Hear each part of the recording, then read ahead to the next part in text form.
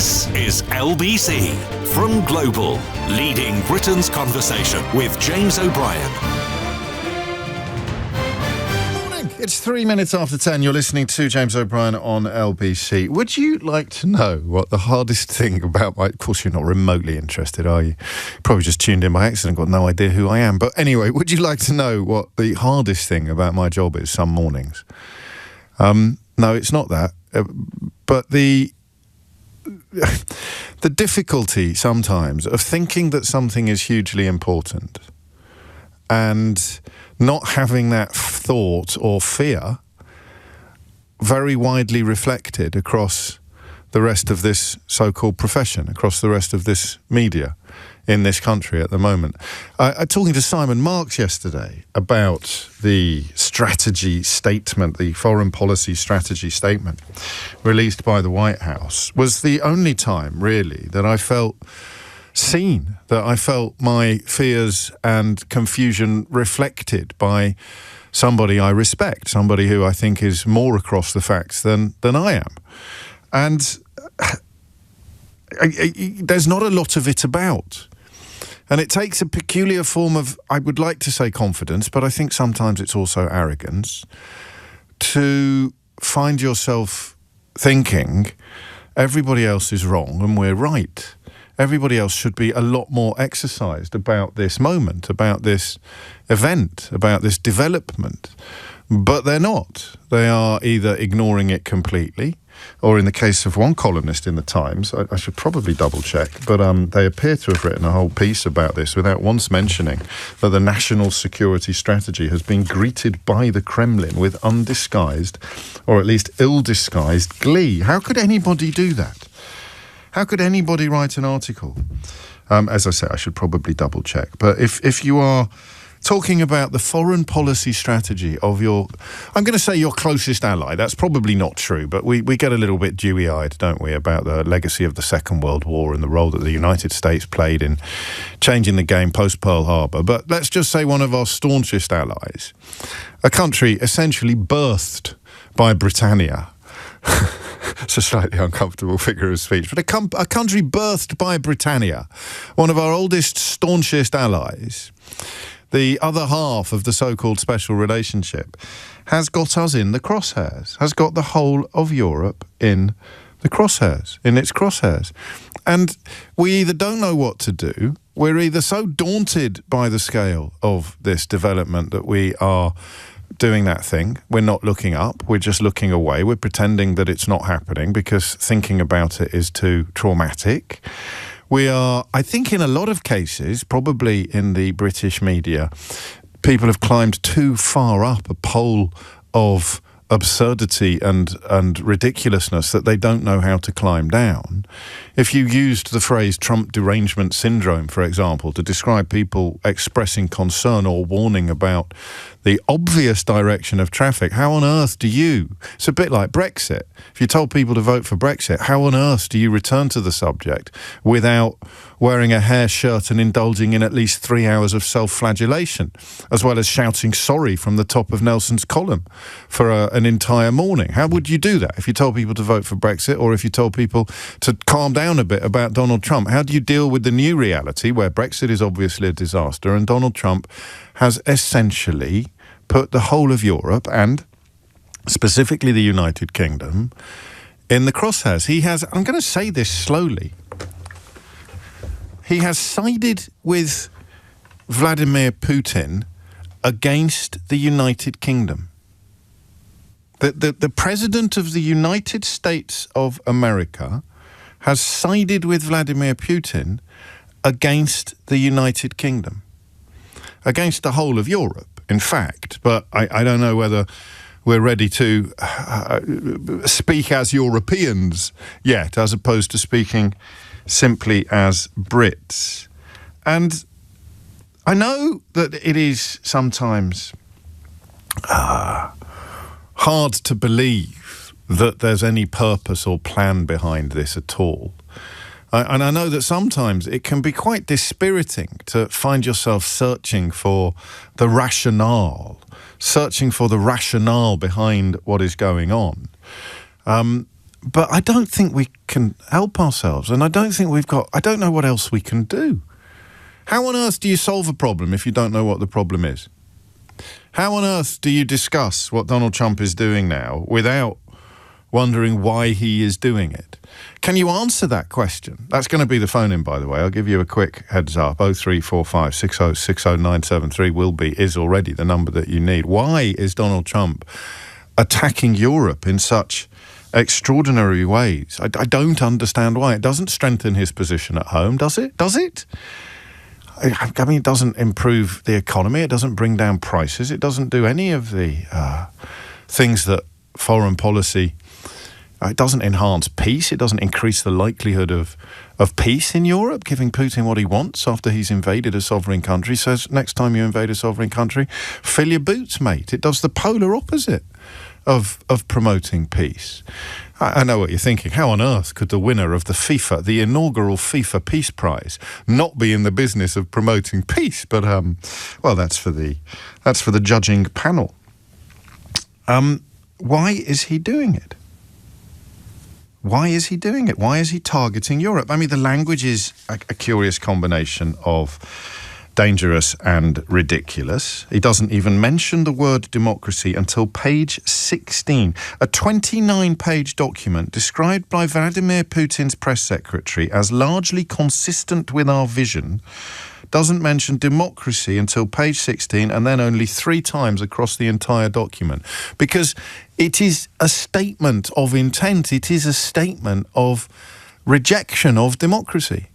He favours countries. I mean, he's done it with China already this morning. He favours leaders that are repelled by democracy. He favours leaders that rubbish democracy. He looks at Putin and he looks at Xi and he thinks, I'd like a bit of that. I mean, you see what I mean about those mornings where we just have to pause and take stock. What's the alternative? What is the alternative?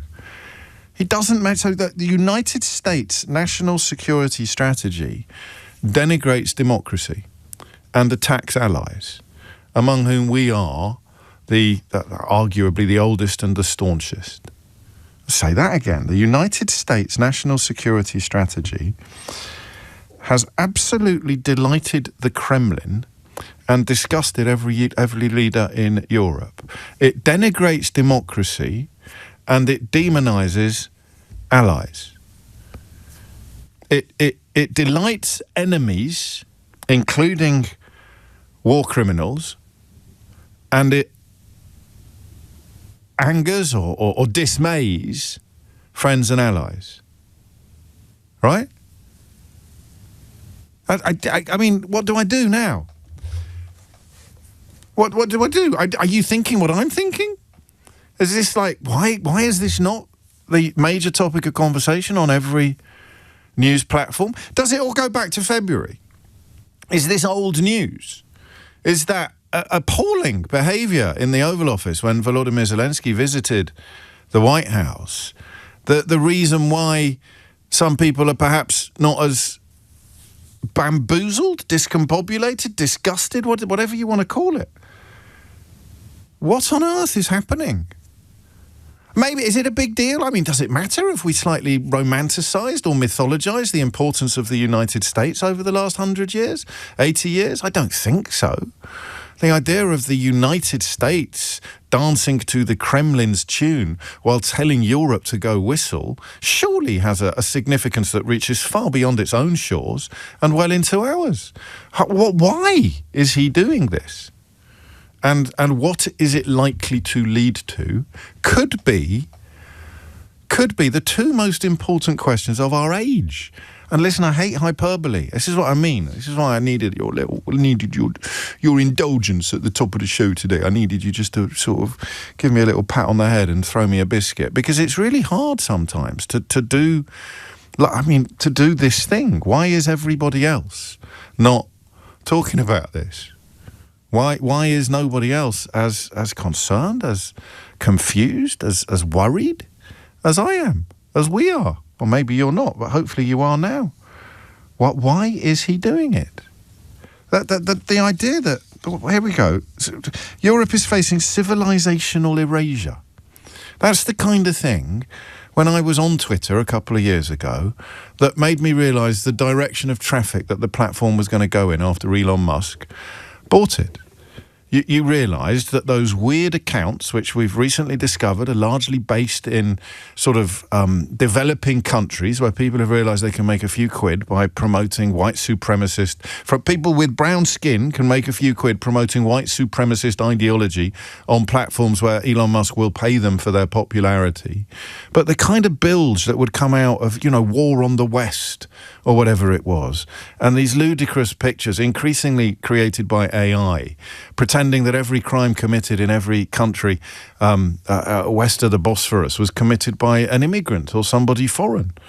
That whole narrative, that whole ideology, the great replacement theory, which is a byword for being as, thicker than mince, racist and frightened of everything, frightened of London, frightened of buses, frightened of tube trains, frightened of gingerbread men. More on that later. But this whole idea that what we once laughed at is now driving the foreign policy of the most powerful country on the planet. And they don't believe it. Of course they don't believe it. They come to London and go to the theatre and don't find themselves in countries or in cities that are more frightening than Washington, D.C. or more dangerous than New York. It's a blatant and obvious lie. If you've never left the boondocks, then you might fall for it. You might think, God, Europe is in all sorts of danger. But if you live here or you visit here, you know that it isn't. It's simply not true. You are infinitely, immeasurably safer in London than you are in Washington or New York or Chicago or Detroit or any city, regardless of whether it's Democrat-run or Republican-run. But he's selling this idea that Europe is undergoing an economic decline eclipsed by the real and more stark prospect of civilizational erasure, which is precisely what Vladimir Putin wants people to believe. And again, like Brexit, sorry, I sometimes worry that too many roads lead back to Brexit, but the way that you turned immigration into the major factor of Brexit was by persuading people in towns and villages where there wasn't any that they were about to be invaded. It's why they hate London so much, these people, because London is an absolute paragon of multicultural virtue. It's an incredible city where we all rub along wonderfully, despite coming from all corners of the globe, and it works quite beautifully. Yes, we've got problems, yes, we've got crime, but nothing says integration better than having a second-generation Muslim man elected mayor of our capital city 3 terms on the trot. All of the things that are supposed to be negatives are positives when you look at them through the lens of London. So why is Donald Trump doing this? Why is Donald Trump attacking Europe? 0345 6060 973 is the number that you need. That's what I want. And listen, anything goes today. I mean, maybe not. Yeah, even the obvious. Let's just make a list. It's seasonal, isn't it? It's just supposed to make lists in December. So, accusing Europe of facing civilizational erasure, a statement so obviously racist and wrong that I think not long ago I wouldn't even have bothered addressing it. If it was being made by Billy Buncher-Numbers on social media with a bulldog avatar and 406 flags in his profile, you just sort of think, who takes this nonsense seriously? But now we know. Donald Trump or his closest advisors, or all of them, are on the side of dictatorships. They are against human rights. They are denigrating democracy. They are lying about and attacking historic allies. Donald Trump is siding with Vladimir Putin against Europe, and I don't know why. And I'm hoping that you do. Why is he doing this? 0345 6060 973 is the number you need. Why on earth is the United States administration, A, siding with Vladimir Putin against Europe, B, denigrating democracy and attacking Europe in deeply dishonest terms, and question C, or question 3, where does it lead? What is this likely to accomplish? I mean, is it the same question when I say, why is he doing it? Am I asking you, what is the end goal? I kind of am, aren't I? Maybe they're slightly different questions. Why is he doing it? It might be to sort of muster up a domestic scenario and not actually have much to do with what's happening on the world stage. But why is he doing this? Why is he attacking his allies and lionising his country's enemies? And what will it lead to? What will it lead to? Hit the numbers now. You will get through. I think this is among the most important things that we have ever talked about. It is the abandonment of the post-Second World War transatlantic alliance. It is laid out in black and white print across, by Simon's reckoning, about 2.5 pages of the document. The Second World War transatlantic alliance, the stuff we studied at school, the stuff that has secured safety for the United Kingdom for the best part of a century. And it's gone. He's set fire to it. And I don't know. People don't seem to have noticed, and if they've noticed, they don't seem to care. I can't answer that bit yet, but we can perhaps answer the first bit. Why is he doing it? Why is he doing this? And where is it going to lead? Hit the numbers now. You will get through. Don't hold back on this, because you think, this is one for the big brains or the clever clogs, because they don't know. They're ignoring it. Column in the Times manages to write an article which appears to be in praise of what Donald Trump is doing, which of course was a lucrative business model in the 1930s to talk up what was being done by our obvious enemies, and not mention the fact that the Kremlin love it. I suppose you couldn't. Could you write a column for the Times about why this is a necessary warning without mentioning that the Kremlin love it? Because if you mention that the Kremlin love it, then your whole argument falls apart immediately. So just don't mention it. Just don't mention it. It's 10:20. 0345 6060 973. James O'Brien on LBC. 21 minutes after 10 is the time. Simon Marx's headline yesterday for his splendid opinion piece in the newspaper pretty much says it all. As Russia praises Trump's new security strategy, the UK is in trouble. Not if you are the Times columnist Melanie Phillips, who somehow sees this obvious existential threat to the post-war settlement as being motivated by a desire to preserve Christian civilization. These people are quite bonkers. And I was right. The reference to Vladimir Putin completely avoids the reality of the Kremlin praising what Donald Trump's administration has announced, and somehow manages to cobble together this sentence. A frankly astonishing, what would you call it, blancmange of the facts. The problem is that Putin imagines himself as a latter-day Russian emperor leading the restoration of Christian Europe. This is held to justify his invasion of Ukraine and potentially the Baltic states too. Far from saving Europe, therefore, he menaces it. That's in Rupert Murdoch's Times today. So he's keeping Trump sweet, even as his columnists fail signally to mention that the Kremlin absolutely loves the direction of traffic that Donald Trump is driving in. Dave's in York. Dave, what do you reckon? Everything that James, good morning. Hello, Dave. Everything I thought Trump would do is coming to pass, but he's doing it a lot faster than I thought. Even this. I thought it would take maybe another year, but there's nobody telling him any common sense. James is just full barrel bonkers. It's interesting you say that. So we have a conversation, obviously, before we come on air. So some mornings it's longer than others, and Eleanor very much posits the possibility that he is just mad and that we're wasting our time sometimes trying to see method in the madness. But then you've got the Project 2025 statement of intent, and you've got the security strategy, the national security strategy, stating across 29 pages exactly where they are and what they're doing. So the possibility that Trump doesn't know what's going on is real, that Trump is just going along with this stuff because the people around him are telling him to. But it still doesn't answer the question of what it is designed to achieve, does it? Well, I don't know what it achieved, to be honest, James. I don't know what lies behind what he's doing. Why then are the Kremlin celebrating? Because he's giving the green light to Putin to just carry on doing what he's doing. And then we circle back to the question of why would he want to give the green light to Putin to carry on doing what he's doing, and you say, I don't know. No, into that question, it's because of the mineral rights in Ukraine. as in they think somewhere down the line there'll be a payoff for them, but they're just as likely to get a payoff if Ukraine stays under Ukrainian sovereignty as they are if in fact, they're more likely to, with Ukraine as an ally, they're more likely to strike a favourable deal with the owners of that territory than they are if Putin moves into it, or if Putin gets handed it.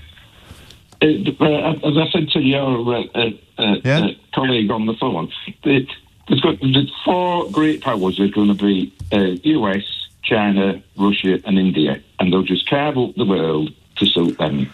And he sees that future, or the people around him see that future, and are preparing for that reality. I mean, at the moment, Europe would be very much one of those powers. But of course, the answer to the question of why is he attacking Europe, to take Dave's analysis to its logical conclusion, would be to remove Europe from the carve-up, to remove you. I mean, what would stand among those 4 powers? What would stand for liberalism, for democracy, for decency? What would actually stand for citizens' rights, for equality? Would the United States under Donald Trump? Would China under any regime that it's had in the last 100 years? Wah. Would India under Modi? Wah. Would Russia under Putin? No chance. Would Europe? With a European Union in the box seat, yes, it would. It would actually stand against tyranny, stand in favour of democracy, stand against persecution. And all 4 of those powers arguably hate that very prospect. Therefore, the answer to the question of why Donald Trump is attacking Europe has, unexpectedly, got its first answer. What will be the second? Mike's in Marlow. Mike, what would you like to say? Yes, good morning, James. I think it's as simple as Peace Prize. I really do. Well, I mean, 2 thoughts. Number one, the Nobel jury are a little bit more... It's gone this year. It's already gone, isn't it? No, I don't just mean that. I just think they're a little bit more honest than perhaps the FIFA Peace Prize judges, Mike. I mean, and also, it's not really a peace if you say to the invading party, tell us what you need to stop killing people for a week so that I can pick up a Peace Prize next year and then you can carry on again. I just don't think that they would be... Well, he's quite prepared to give away all the land that Putin's taken already. And more. So he obviously couldn't care less about... And more. Yes. Okay. But he obviously couldn't care less about Ukraine, could he? He couldn't care less about Zelensky. He couldn't care less about fairness because, you know, if I go and steal a chicken out of Tesco's and they catch me on the way out, oh, by the way, keep the chicken. Yeah. It doesn't work. It doesn't add up. No. So I think everything that he does is ego-led. And I think his ego has taken him to... The only way we can quickly get a peace deal is by giving Vladimir Putin enough to make him stop. And of course, no matter that he'll start again in 10 minutes, he'll stop for long enough for me to be able to claim that I've fixed another war. What's it up to now? 473 wars there. Oh, is it only 8? No, I thought it was 473. So he's served 8 wars. You got to laugh, Mike. You got to laugh, haven't you? I know. You got to laugh with this. You got to laugh. Bonkers. And that works. That fits the parameters of plausibility, but it doesn't come close to answering the question of why he's attacking Europe, why he's attacking you and me, our country, our traditions, our values. Why do we allow him to be in charge of this? Why isn't this European-led? It's a European country. It's a European problem. Yeah. Why are we letting that fat, egotistic, whatever you want to call him, on the other side of the pond govern things? Well, that's that. Why are we allowing it? Well, that is a consequence of the Second World War transatlantic alliance. And actually, that argument that the European allies have been complacent in the face of US leadership is clear, absolutely clear. And it's extraordinary how it fits 2 narratives. The first narrative it fits is that America has been determined to be the world's policeman. America has been determined since 1945, or since before 1945, since Pearl Harbor probably, to be the guarantor of peace in Europe, to be the upholder of peace in Europe. That's why they are in the driving seat and have been historically in the driving seat of NATO. So why would other European leaders step up to a plate that America is so signally determined to occupy? That's narrative number 1. Narrative number 2 speaks to exactly the same circumstances and allows a narrative of grievance. Why is America shouldering all of the burden of this? Why is America paying all the bills for this? That's Donald Trump's position. But the answer, of course, is because it really, really wanted to. Why aren't the Europeans doing more? Well, because they didn't have to, because America really, really wanted to be in charge. Donald Trump was taking out full-page adverts in American newspapers in 1987 attacking NATO. I'm sure it's a complete coincidence that he did so shortly after returning from his first ever trip to Moscow. Absolute coincidence. Nothing to see here, lads. Absolutely nothing suspicious about that. But both narratives work. America does far too much for NATO because it has always insisted on doing so. Narrative 2, America does far too much for NATO, therefore European countries are remiss and complacent and should have done more historically. But we are where we are, and we are in a place where our oldest and staunchest ally is essentially siding with our enemies and attacking us. Why? 0345 6060973. Thomas Watts, how's your headlines? James O'Brien on LBC. 33 minutes after 10. You know things are going quite well in conversations like this when you find yourself thinking, I think that the contributions we get are as valid as any from the professionals. So we'll get more informed and expert analysis of the observable. But the question of what's going on under the bonnet, why is he doing this, I think your guess is as good as anybody's. I wouldn't mind asking Fiona Hill. I found her, when I interviewed her for Full Disclosure, to be an extraordinarily accomplished person, and her insights to this. And she was, of course, in the first Trump administration with responsibility for Russian relations. She might have a clearer eye, but I don't think it's got anything to do with the Peace Prize. I don't think it's got anything to do with minerals. I just don't. The two suggestions that possibly are becoming more plausible rather than less. Let me read you one from Lee, who's in Lviv and has been working there pretty much from the get-go.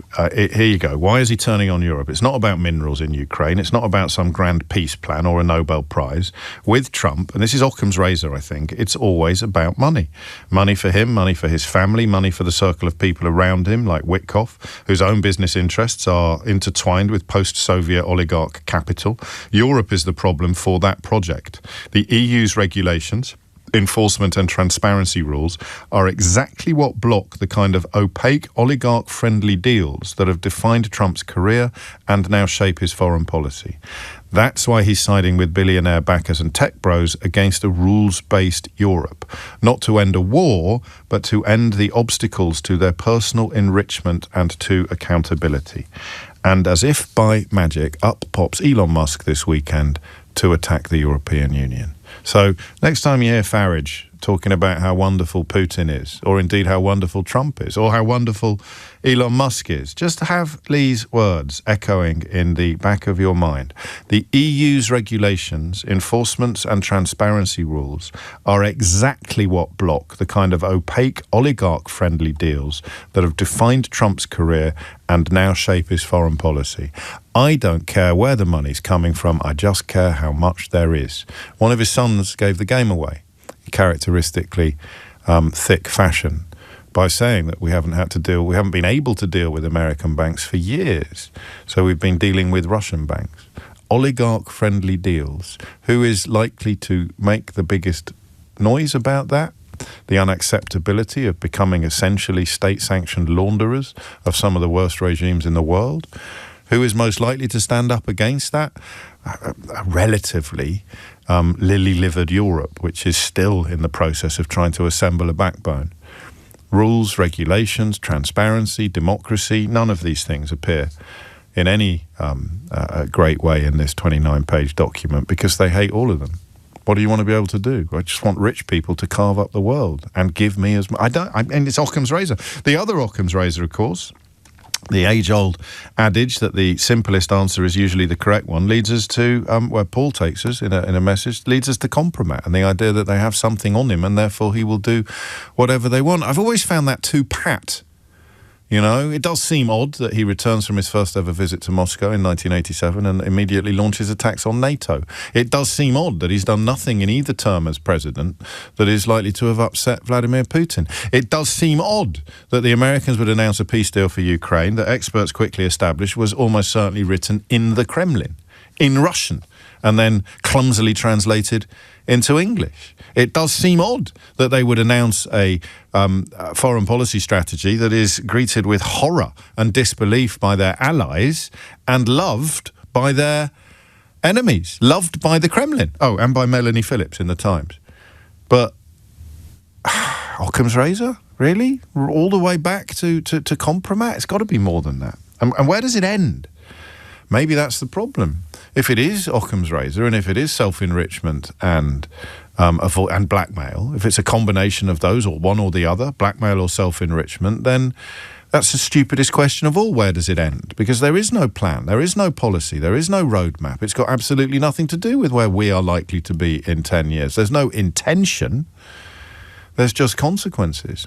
The question of where are we likely to be in 10 years is not one that they're asking themselves. They're answering different questions. How rich will we be in 10 years? How safe will I be in 10 years? Where will Europe be in 10 years? Is not something that they care about. That much is clear. But we should. We bloody have to. Johnny's in Battersea. Johnny, what made you pick up the phone? So I lived, good morning, by the way. Hello, I lived in the States through the whole of the first Trump presidency, and sort of continued to sort of go back and forth between here and there. My wife is American. We basically sold our place there as soon as the election was over and moved here for fear of what was going to become of the country. So I follow it all very closely and that sort of thing. But I think the 2 points that you bring up, one of which is, why is he doing this? Unfortunately, it really is that simple to me. I think obviously there is an obvious gain that he wants to have financially, that the people around him, like Witkoff, everything from, hosting Mohammed bin Bonsor, and then also getting an entire green light for Trump hotels and buildings. There's obviously a self-interest there. And I think also there is probably a blackmail element or a Moscow's puppet element that's been in play for quite a long time. But I also wanted to say your point about why is everyone not up in arms about this? And I think it's two things. One of which is, firstly, I think that you're so worn down by the drivel that comes out of his mouth that you just become numb to it. And so when something as outrageous as this pops up, it barely registers with some people. And I also think that, a friend of mine came up with a term. He's like, America is just Uber eating its way into oblivion, in that everyone is just kind of going about their lives. And I was in New York when the mayoral election happened, and you would barely know such a sort of difficult and important sort of thing was going on in the city. It was really? Everyone is just going about their business. It's we went up to Maine, and it's bizarre. It's almost like everyone is in just some kind of daze and either thinking, well, it won't really affect me.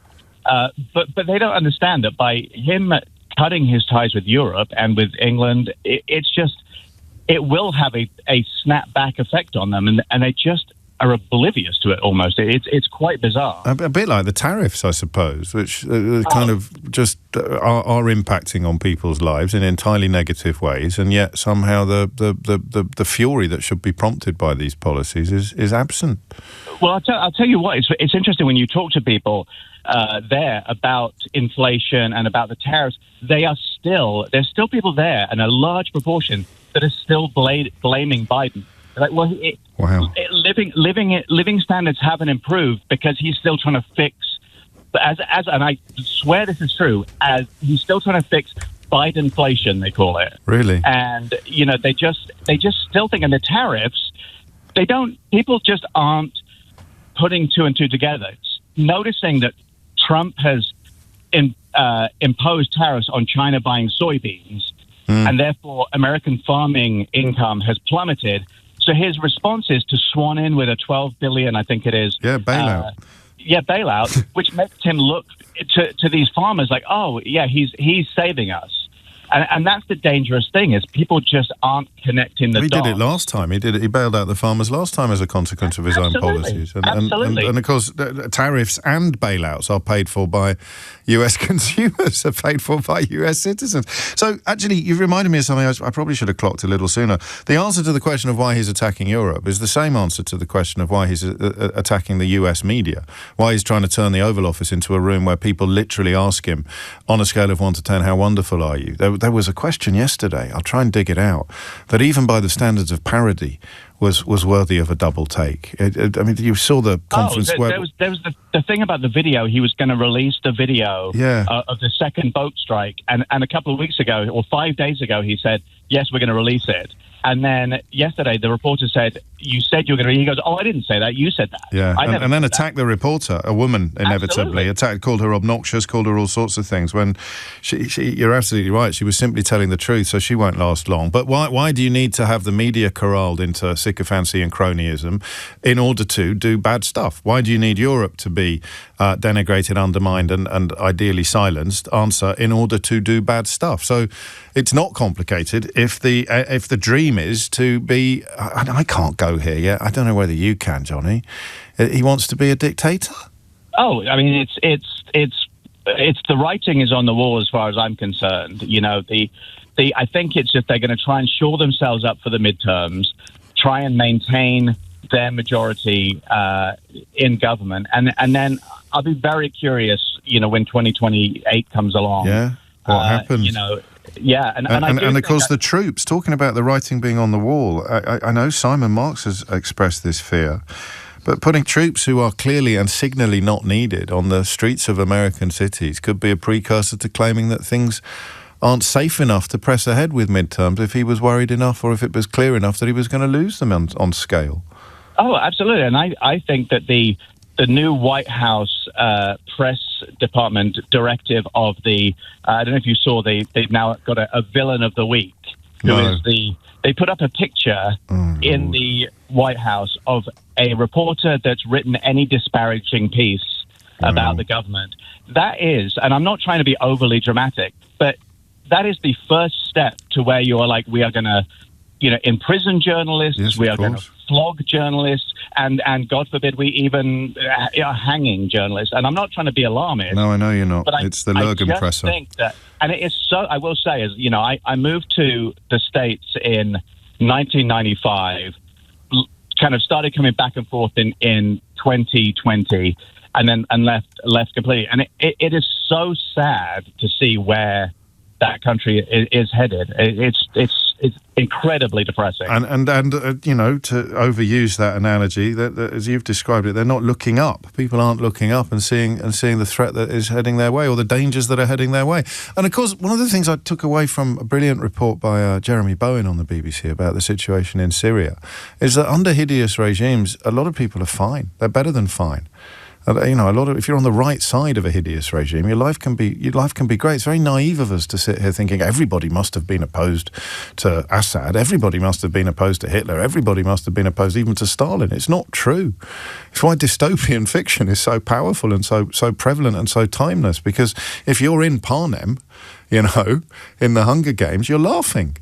So that is, I think, part of the jigsaw as well. But that question of why is he doing it, and what other answer is there? Because he dreams of being like the people that he's wooing, the people that he's kowtowing to, the people that he's craven in the presence of, the people that he's sucking up to. He dreams of being like them. What were the 4 countries that our first caller mentioned, or Mike, I think it was, mentioned, or Dave? It was India, China, Russia. He dreams of being like that. Dreams of that kind of role for himself on the world stage. So who's he going to hate? Well, the bigger you are on democracy, the bigger you are on transparency, the bigger you are on rules, the bigger you are on the rule of law, most obviously, the bigger you are on accountability, the bigger you are on human rights for your citizens, for your own citizens. Great way to attack human rights is by pretending it's all about the foreigners. But of course it's not. You get rid of human rights legislation, you lose human rights legislation. A bit like freedom of movement. You abolish freedom of movement because you had enough of Polish lorry drivers. Next thing you know, You can't stay at your house in France for as long as you used to be able to. And your children can't do Erasmus, and you can't move to other countries and work. You've abolished your own freedom of movement, and Priti Patel's telling you to do a lap of honour. Oh, man, I'm still frightened of going there. Just professionally, not frightened emotionally. Saying that he clearly wants to be the kind of ruler that he most admires. A Tsar. A Putin. What other answer is there? Back to Occam's razor. Compromat, self-enrichment, or self-aggrandizement. Could be all three, could be a combination thereof, could be something else. 10:47 is the time. James O'Brien on LBC. 10:50 is the time. I always get the giggles when I find myself poised to tell you that I think a lot about the 1930s, because I remember that trope from last year when men... Did it start on TikTok? I never understood it, about the number of times men think about the Roman Empire. I don't understand where that came from. I don't understand why it became a trope. I don't know what it was speaking to. I don't even know whether it was true, but for about 10 minutes, it was like 6, 7. Everyone was talking about it, except they were much older than the usual 6, 7ers. But I think about the 1930s a lot. I think about the 1930s more and more. When Chamberlain came back from Munich, were we cheering him? Were we like, oh, thank God for that, there's not going to be a war? We were, right? I mean, I hold in my hand a peace in our time. It was, God, thank goodness for that. The memories of the First World War are still very fresh in the collective and the personal memory. Chamberlain comes back from a meeting with Hitler and is persuaded, apparently, I think authentically and sincerely persuaded, that the fears they had about this character were unfounded and that his imperial ambitions had either already been realised or were nowhere near as violent as some commentators, most obviously Winston Churchill, spoiler alert for GCSE history students. We were all, I imagine we were all celebrating, we were all delighted, we were all looking the other way. So Churchill was writing at length about the obvious accumulation of force that Hitler was undertaking, and I don't know how much he wrote about the obvious attack upon democratic norms in Germany, but that's what I'm reminded of at the moment. One of Donald Trump's admirers, a co-founder of the data platform Palantir, has been calling for public hangings. So just in case you were responding to the last caller, worrying about, it was to Johnny in Battersea, spends a lot of time, has lived in the States, worrying about the demonisation of journalists. Donald Trump, of course, recently broke bread with a man believed to have ordered the murder of a journalist, an American citizen, a dual citizen, a US citizen, someone that historically the President of the United States would have been defending, but nothing about that. In fact, I think he criticised the journalist for asking about it. So this guy, Joe Lonsdale, calling for hangings to return, public hangings, mind, not just, hangings in high-security jails. Do you know why? Because he wants a return of, quotes, masculine leadership, end quotes. Anyone who uses the phrase masculine leadership when calling for more public hangings is, and this is a technical term, among the biggest girls' blouses on the planet. I mean, what an absolute... That was close. What an absolute wombat. What? I mean, I'm sure he spends an awful lot of time in the gym, but you know that he's a massive... we need public hangings to return masculine leadership. What do you think masculine leadership is? I'll give you a clue. Margaret Atwood, the author of A Handmaid's Tale, was interviewed at the weekend, and a brilliant interview by Lauren Laverne on Desert Island Discs, in which she revealed that she thinks the likelihood of that kind of misogynistic dystopia is greater than it has ever been in her own lifetime. And she wrote the literal book. She literally wrote the book. And now you've got one of Donald Trump's sort of pocket billionaires calling for public hangings and a return of, quotes, masculine leadership, end quotes. It's all going on. 10:54 is the time. Mark's in Brighton. Mark Riley, American radio veteran and great friend of this programme. Mark, why is he doing it? Hey, James, how you doing? I'm good, Mark. I'm worried, but you know that already. Well, yeah, and I just want to pose a couple of questions, because your last caller was really great. Yeah, he was. What do you think most Americans know the most about? Do they know the most about that national security strategy document? Do they know the most about the Real Housewives of Salt Lake City, Washington, Potomac, New Jersey, whatever? Yeah. Or do they know the most about the Sean Combs documentary that's just been aired? Bread and circuses. Yeah, absolutely. And people in the United States could give a crap about Ukraine, and Donald Trump knows it. And he wants to do business in Ukraine. His son is now laying the groundwork to do business in the Donbass to get some of those minerals.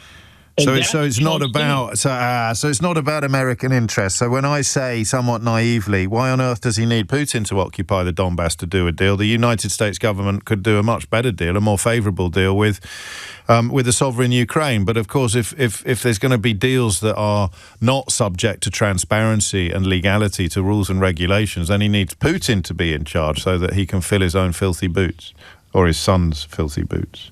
Well, and see, here's the thing, James. The bottom line, and Putin knows this too, and I think Trump intuits this, at the rate things are going, and remember that the Russians largely are winning this war, what's going to end up happening, unless people are careful, is that Putin will end up, now he just said yesterday he wasn't going to give up any land. Yeah. Okay? He's eventually going to, if Trump has his way, he's going to end up being forced to give up that land. If he gives up that land, he will be deposed. Remember, you heard it here first. Okay. He will be deposed, and a much more Putin-friendly person will be put in charge of Ukraine. And that's the end game for all of these people. Why attack Europe then? I think I know the answer, but just in your words, why attack Europe? Why would this strategy document attack Europe and essentially amplify online racist lies about the country that we both live in? Because they want to neutralize Europe. They want Europe not to be effective. Otherwise, why would he send Jared Kushner, his son-in-law, to the Soviet Union, to Russia, at the same time that he didn't have any Ukrainian, he certainly didn't have Zelensky, and he didn't have anybody from the States other than those guys. Trump didn't go. The bottom line is Trump wants a deal. He's a deal maker. He's a deal-making president.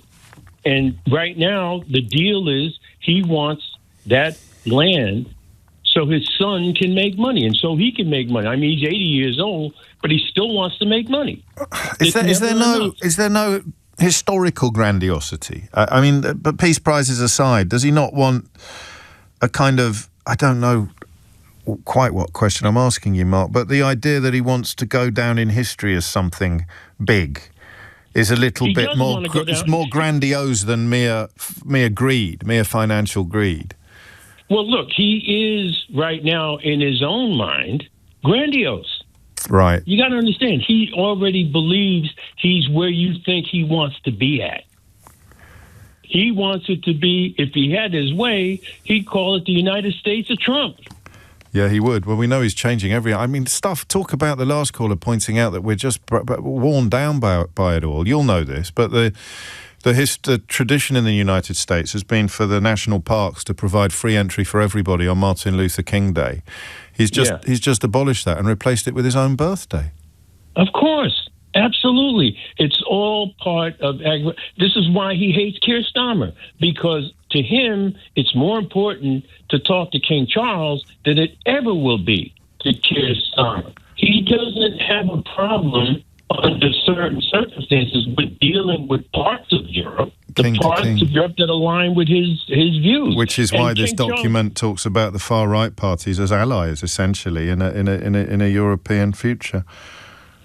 Yeah, because as far as he's concerned, the European future doesn't include a great deal of influence. I just lost the line there. I think, the Russians, I think was the word that we lost. But I'm moving on, partly because I've actually hit the news on time, but also because the phone line was disintegrating as we spoke. It is an extraordinary moment. And, I'm fascinated by the UK media because it's all I ever wanted to do as a kid. My father was a journalist and I followed him into the profession. But how on earth we can be marking a moment in which our staunchest and oldest ally, militarily, let alone politically, is essentially denigrating and demeaning us while delighting and cozying up to our enemies. The murderous dictator Vladimir Putin delighted with this national security strategy. Every democratically elected leader in Europe disgusted by it. And the UK media is largely ignoring it. James O'Brien on LBC. It's 3 minutes after 11. You're listening to James O'Brien on LBC. Thank you for that. And it was, I found it really helpful, really illuminating, and really interesting. And I would have done so if I was sitting in the bath listening rather than having to marshal the entire conversation, but not for the first time. The quality of contributors warmed the cockles of my ageing heart. Speaking of ageing, we'll turn your attention next to the other end of the generational scale, to people under 16 on the other side of the world. Who's your target for the next hour? People under 16 on the other side of the world. Because I think while we're on air, I'm always a little bit, what's the word that I want? A little bit unclear on the time difference between the UK and Australia. But I think that while we're on air, then technically midnight will be reached in parts of Australia, which means the social media ban on under 16s will kick in. Can anyone do the sums for me and give me exactly the details that I need? I'm crowdsourcing now. My team are busy. Doing what? I'm not entirely sure, but they're very busy, always very busy. It's going to kick in. A couple of other stories around today that speak to similar territory, or that lead us into similar territory. Yvette Cooper is due to give a speech in which she will call upon Britain and Europe to fight back against escalating attacks by Russia and other hostile states. This is online. This is the cyber army.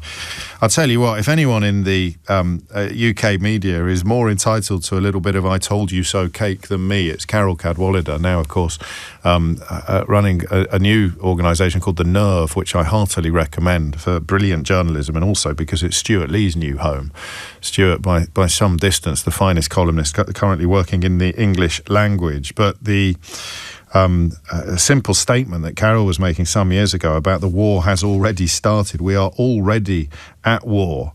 Yvette Cooper will take it up today. You could say better late than never. Not just cyber, of course, but across Europe, she writes, or she will say, we are witnessing an escalation in hybrid threats from physical through to cyber, designed to weaken critical national infrastructure, undermine our interests and interfere in our democracies, all for the advantage of malign foreign states. And to tie that in with the last hour of this programme, the US is now on the side of the malign foreign state and is attacking Europe, even as it comes under attack, both physical and cyber, from Vladimir Putin's Russia. So that speaks to the dangers of social media. There's a horrible story, an actually heartbreaking story, about teenagers turning to AI chatbots for mental health support. It's not necessarily or immediately a bad thing, but we have spoken to the mother, haven't we, of a young man who took his own life after essentially feeling that the AI chatbot that he was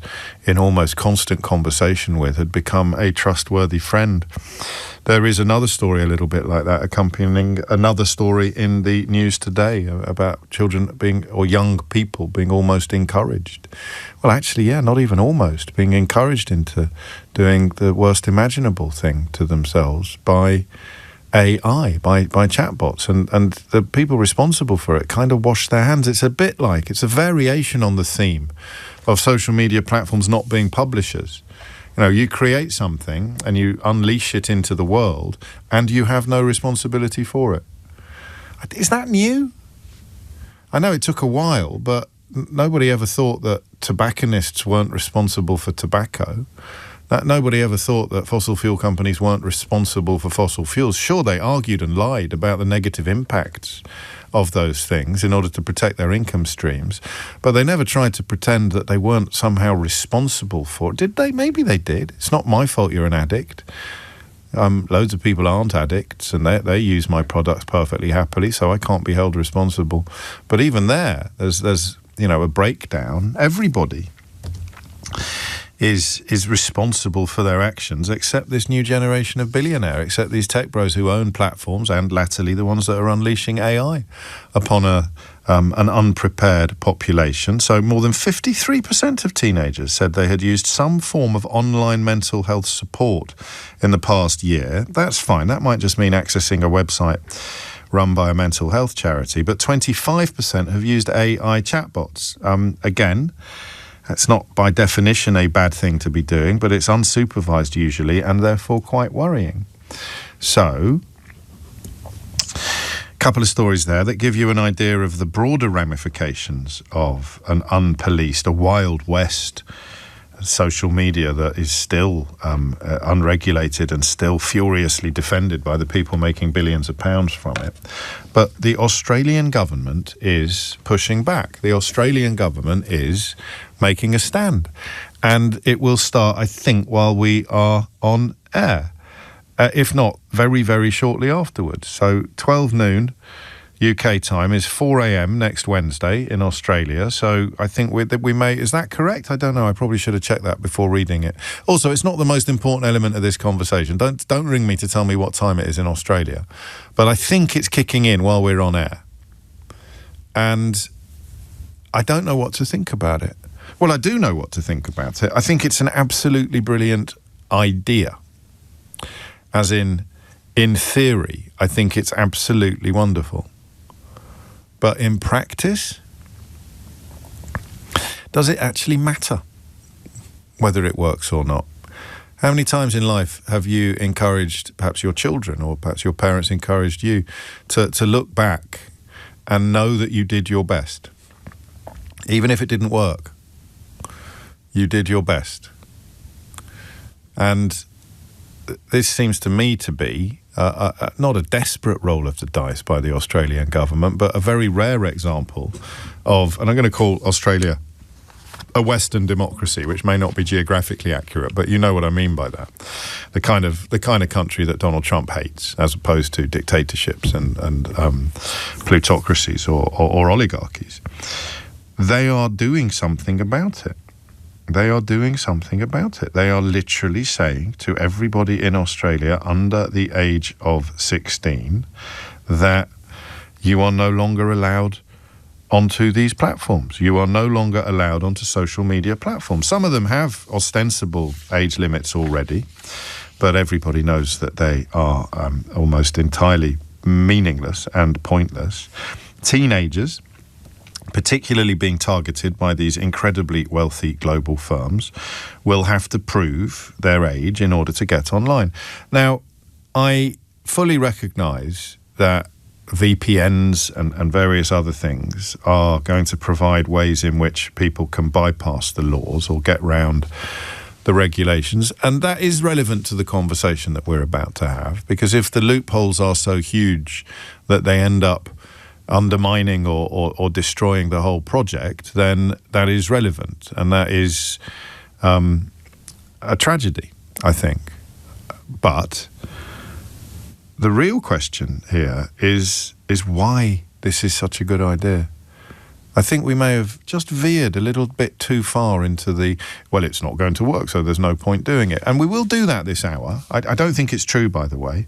I think with the age limits on pornography sites, we've seen that, yes, some people will sideline or bypass the regulations that are in place, but actually I bet that they're working when it comes to keeping people under 18 off these sites, even if some people over 18 who don't want to have to fill in their details in order to access their pornography have paid for a VPN or paid to get past the gatekeepers. I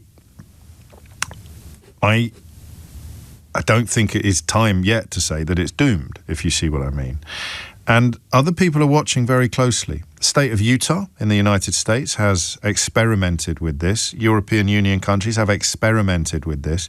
But Australia is rewriting the rule book. Australia is going all in on a ban, a full ban for under 16s that kicks in UK time tomorrow.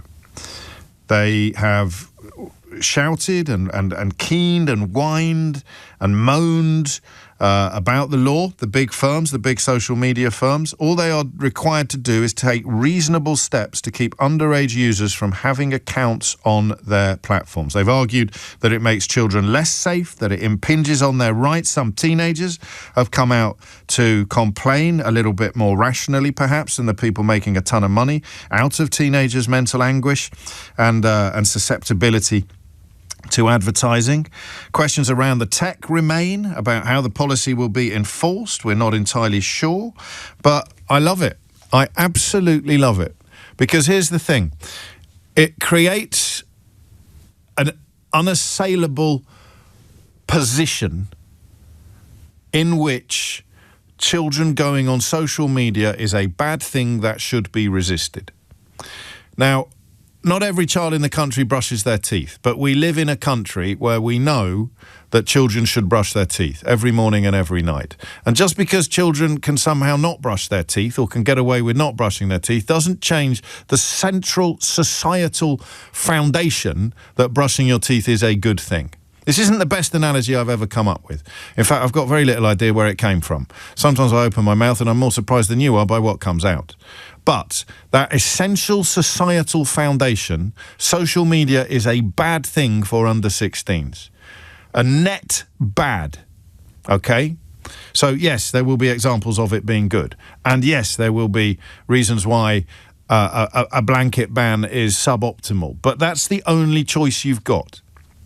You've got a choice between a free-for-all or an attempted ban. And I cannot think of any piece of legislation, particularly in a foreign country, in recent years that is as bold and as brave as this. Because it is essentially saying, yeah, we can get the genie back into the bottle. And if we can't, then we're going to die trying. Because what this technology does to our young people is hideous, harrowing, and obviously wrong. The key point for me, and I'm guilty of not looking up on some of this stuff, but the key point for me was that documentary, the name of which temporarily eludes me, but you will remind me very, very shortly, when a lot of the big Silicon Valley heavy hitters explained to documentary makers that they wouldn't let their own children anywhere near the technology that their fortunes were built upon. A lot of the big social media platform architects and owners absolutely adamant that they would no sooner let their 6-year-olds smoke than let them have access to the platforms from which they derived their fortunes. Nobody knew better what the risks were than the people who built it. And they almost all concluded that they wouldn't let their own children anywhere near it. Well, I mean, what better advertisement could there be? What bigger endorsement could there be of the idea that it does our children harm? And God knows, it does us harm. It does us harm. You're never going to be able to ban it for adults. You're never going to be able to get that particular genie back in the bottle. But we've had age limits on all sorts of things throughout history. Right up to and including the present day. There are age limits on smoking. They don't stop people underage from smoking, but they obviously work. There are age limits on alcohol. There are age limits on driving. There are age limits on getting married. There are age limits on all sorts of things. And they work. They massively reduce the risk to minors. And therefore, I am absolutely hoping that this one kicks in. 11:16 is the time. Here's the question. I think I'm going to get this right. We may change the question slightly if it doesn't land right with you. But I want you to just have a little think. And remember now, in 2025, there are people listening who were in the first wave of childhood access to social media. I rarely feel older than when I explain to my children about things like CDs and search engines. Growing up in a world without streaming, where you literally can listen to every album that has ever been made at the flick of a switch, at the press of a button. Imagine explaining that to your 15-year-old self if you were my age. I used to wash next door's car so that I could borrow his tapes and stick them through my Matsui tape-to-tape hi-fi and record the tapes that he had paid, £7-8 for, with his permission, by the way. I want to make that clear. The idea, and you'd listen to stuff you didn't even like that much because you had it on tape. And then the idea of search engines and AI being able to provide you with... We've got no idea what it would have been like to grow up with access to social media. It boils adults' brains. We've all watched people go utterly nuts down rabbit holes about vaccines or white supremacism. Look what it's done to adults, and tell me that it's a bad idea to ban children from it. It's insanely obvious that it is the right thing to do. But I think we could begin today with why you do or don't like this idea. Not why you do or don't think it's going to work, but let's just begin. I'm going to take a lot of persuading from the position that I'm in, but why you love or hate, why you like or don't like a ban, the Australia attempted ban on social media access for all under 16s. All right? That's all I want from you, why you like it or don't like it. Hit the numbers now, you will get through. 0345 6060 973. You've got an image of King Canute trying to turn back the tide, but what if it worked? Or what if you saved 50% of young people from the toxic influence of these platforms? 40%, 60%, 80%. What possible argument can there be against trying to give children their childhood back? If you've got it, I want to hear it. And if, like me, you think it's a brilliant idea, I want you to tell me why. Ideally, with a little bit of reference to your own life. I am a survivor of teenage social media access, James, and I can tell you just how much harm it can do to a person. Tell me about yourself. Tell me about your little brother, your little sister. Tell me about what social media does to young minds that old minds are still a little bit too slow on the uptake to fully appreciate. Okay? 0345 6060 973 is the number you need. And listen, if you've got objections, then in many ways you're doubly welcome, because I know what my opinions are. I'd love to know why you don't share them. It's 11:19. James O'Brien on LBC. Biggest lesson. I'm doing a podcast later with those splendid people at Oh God, What Now? And it's like a review of the year, of the big stories and what are the most important things. But I often sit here talking to you, or talking at you perhaps some mornings, thinking about the big takeaways, the big learns, the big lessons that we've had together. And some of them are really obvious, but you need them to be pointed out for them to land properly. And I think that the biggest one of all is the fact that these people will never do anything unless they have to. They just won't. It doesn't matter what it is they're selling, whether it's fizzy drinks or gambling or cigarettes or diesel fuel or alcohol, or they will never do anything unless they have to. Or payday loans with usurious rates of interest. They will never do anything unless they have to. They will never do anything because it's for the good of the species, let alone the good of the planet. I don't think this is a particularly sparkling insight. It's possibly suicidally naive to think otherwise. E-numbers, food regulations, fossil fuels, they will, if they're making a buck out of it, they will never do anything that reduces the amount of buck they make unless they absolutely have to. You sit here having ludicrous, hand-wringing conversations about waiting for social media platforms to act responsibly. And you know what they'll do? They'll announce something, or they'll fund a tiny little organisation called Social Media Acting Responsibly. And they'll hire some ex-politician to front it up and appear on programmes arguing against more regulation. Or they'll just bung a ton of money to some Herbert on Tufton Street working for a ludicrous lobby group pretending it's a think tank and coming up with mad names that make them sound academic, and they appear in every newspaper and every programme under the sun. And you say, what do you exist to do? They never say, we're here to make sure that none of the people making lots of money have to make a little bit less money in order to protect our children, in order to protect our planet, in order to protect our species. Cigarettes, fossil fuels, sugar, fizzy drinks, sweets, e-numbers, additives. I could go on forever. They're never, ever, not only are they never going to do anything voluntarily, they are going to fight like ferrets in a sack against having to do something compulsorily. Young people's access to social media platforms is toxic. You might as well give them all a little vial of poison every morning and invite them to ingest it. But if someone's making a ton of money out of the poison, they're going to fight tooth and nail to resist regulation of it. So how can you not like a ban on social media for under 16s? Good luck, Australia, and all who sail in her. Matt's in Waltham Forest. Matt, what would you like to say?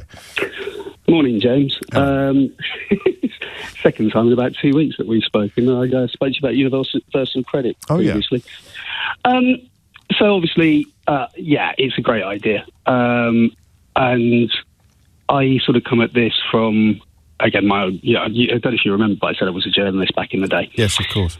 My experience with this whole platform versus publisher stuff goes back to about 2008. I was the managing editor of a website you might be familiar with called politics.co.uk. Oh, yes. Worked with Ian Dunn. I think we've got a mutual friend there. Lovely. And we used to provide Yahoo with a bit of content. And I remember having a meeting with Yahoo and getting quite concerned about some of the comments underneath the sort of analysis or opinion pieces that we were giving them. Yeah. And it was the first time I ever heard them say, "Oh yeah, well, we're not really responsible for that. We're not going to censor any of that because we're a platform, we're not a publisher." And that set off alarm bells for me. And as I sort of then went through my career, it continued on and continued on. It's like, we're platforms, we're not responsible. So when we get to the online safety bill, I end up as part of a campaign group trying to get fraud back into the bill as a priority harm because it had been taken out by the government. Right. About 17 organisations all got together. And one of the things we went after was paid for advertising, because this is one of the ways that fraudsters get to their victims. So we sort of went after them and said, look, you've got to put fraud back in the bill, but you've also got to make Google, Facebook, etc. responsible for actually monitoring the adverts that are coming onto their websites, because they're not doing it properly, because this is how the fraudsters Martin Lewis gets incredibly exercised about fraudsters using his image and his reputation to one of the campaign group members was Money and Mental Health Policy Institute, which is his charity. Indeed. So I was kind of working with him at arm's length kind of thing on this stuff as well. But at the reason why we went after the advertising and then went after the user-generated content elements was to change the argument so that they couldn't then turn around and say that they were platforms. They had to now be publishers. There is a duty of care now in the Online Safety Act that actually means that they have to take responsibility for their user-generated content and for the advertising. Now, that hasn't really kicked in yet, because the Act is so big and so unwieldy that there's still a lot of statutory instruments going through Parliament at the moment that are then designed to give Ofcom the power that it needs to then go after. I wonder how relevant some of what you're telling us is to the conversation we had in the last hour about attacks on Europe from America and from... 100%. Because that's what they're worried about, is having their platforms regulated. As soon as Europe's been looking at it for a little while. Australia led the way on this. We then ended up following in the UK, and I think what they're worried about in the US is that Europe is going to do the same thing. And it will cost... They'll still be the richest people in the world, but they won't be as rich as they were before the legislation came in. No. That's the bit we can't get our heads around as ordinary Joes, isn't it? You'll still be the richest people in the world, lads. Calm down. Yeah, but I won't be as rich as I could have been. Also, you said this... One thing you said just before I came on, right? They won't do anything unless they're forced to. Yeah. It's 100% true. Now, when it looked like we were winning the argument over advertising and user-generated content, Facebook, Google, etc. came out, I think it was the summer of 22, maybe, and announced that they were voluntarily going to start looking after, going to start monitoring this stuff. And so hold on. You weren't going to do it beforehand, but now that there's a... And here's Nick Clegg to oversee it. Here's Nick Clegg to oversee it. There you go. I said a retired politician, didn't I? They'll be put in charge of it all.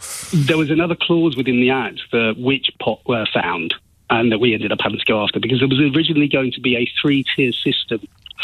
So depending on the size of social media platform, etc., you had to follow certain rules, and it would have been up to the Home Secretary to decide which tier that you fell into. Now you can imagine the size of fighting furiously. Facebook. Google and Facebook's lobbying machine would have put them in tier B straight away. So we turned around and said, no, there's got to be a level playing field for absolutely everybody. And eventually it was amended so that didn't, so that was the case. So this is what the average punter, myself included, doesn't really understand. I mean, I use the word lobbyist and I throw it around and I have very little.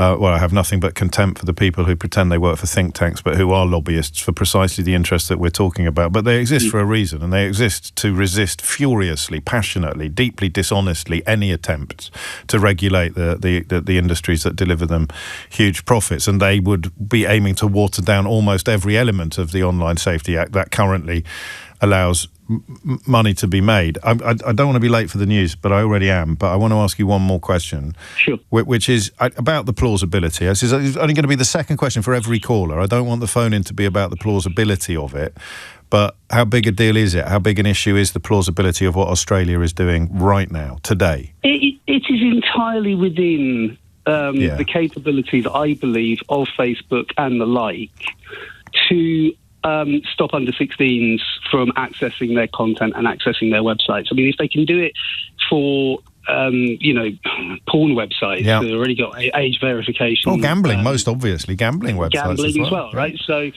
if you've got those kind of, if you can put in age verification for that, I don't see why you can't do it for, the under 16s. And frankly, I would never want I've had long conversations. My son turned 13 yesterday, my eldest, and, he knows full well not to go near that stuff. Are you sure? I did use that.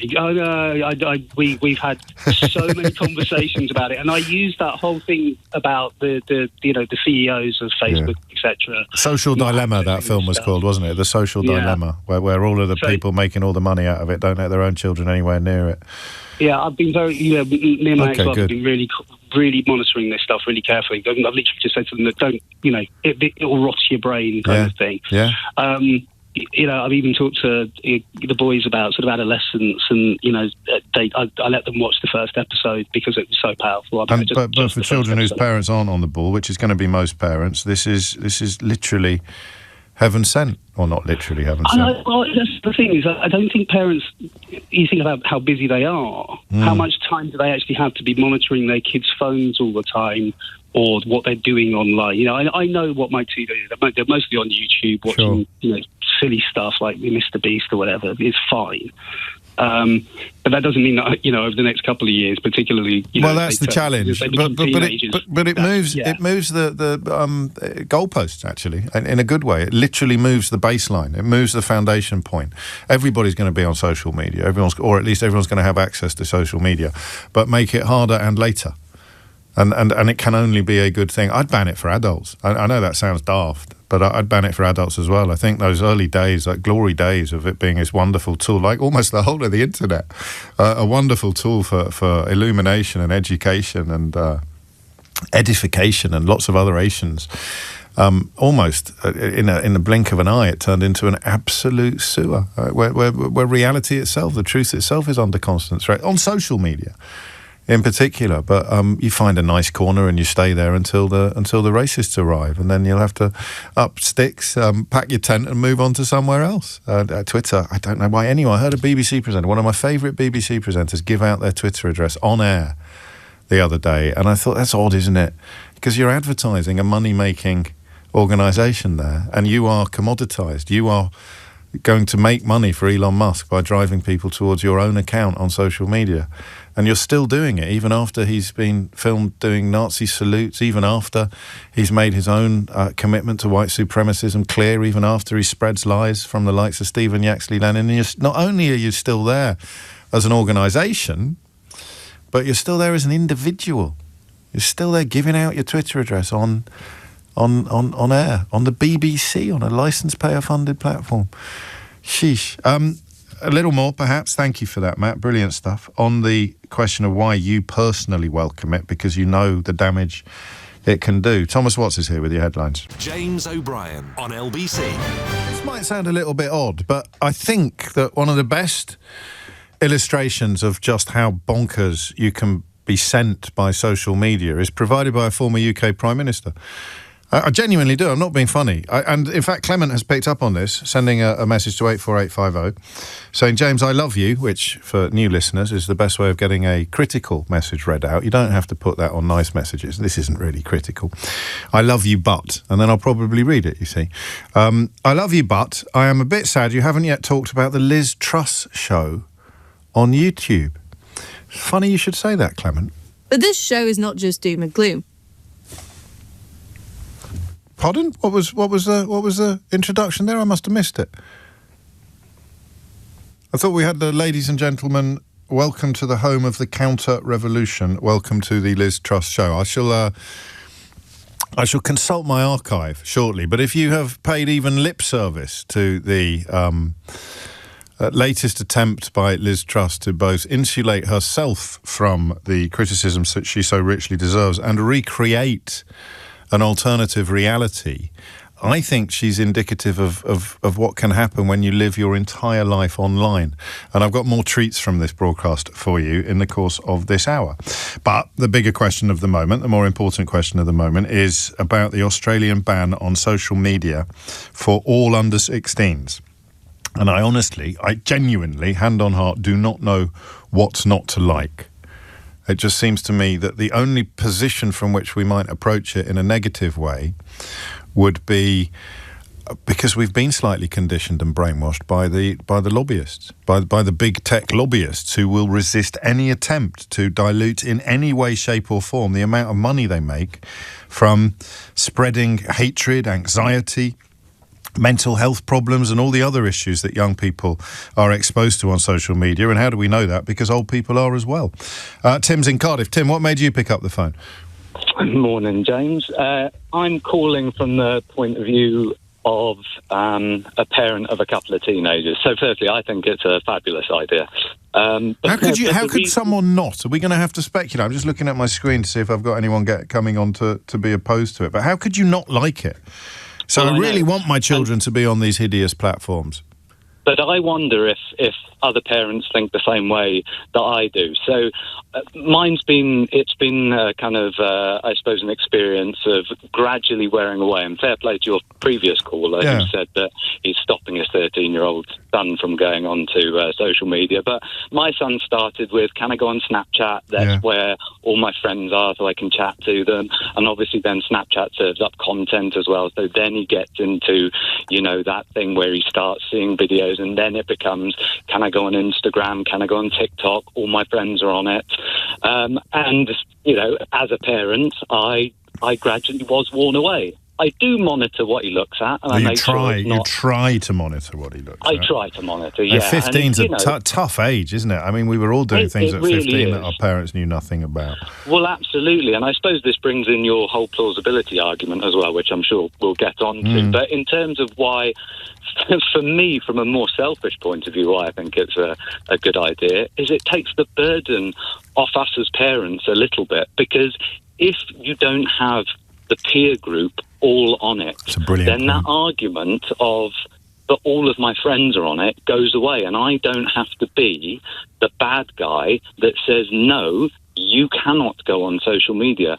Someone's taken that away from me. Yeah. I mean, what else? I'm trying to think, what did we claim as kids that everyone was doing and we weren't allowed to? I mean, bedtime was the most obvious one, wasn't it? Everyone, I remember. But I suppose that there was always the scare stories about computer games as well, making us into, awful, violent people as we were, shooting stuff. And if no one had been allowed, there's always one kid in the class who was allowed to do things that nobody else was allowed to do, and we all thought he was the bee's knees. But you're right, it does take away all of that peer pressure. I mean, the platforms that are going to be affected are Facebook, Instagram, Snapchat, Threads, TikTok, X, all affected. YouTube Kids won't be, but YouTube Adult will. Reddit, Kick, and Twitch. I mean, one thing we might move on to is the hole it's going to leave in young people's lives. And I don't say that as a caution against the legislation. I love the legislation, but there's going to be some 15-year-olds who, that's 4 or 5 hours of their day disappearing in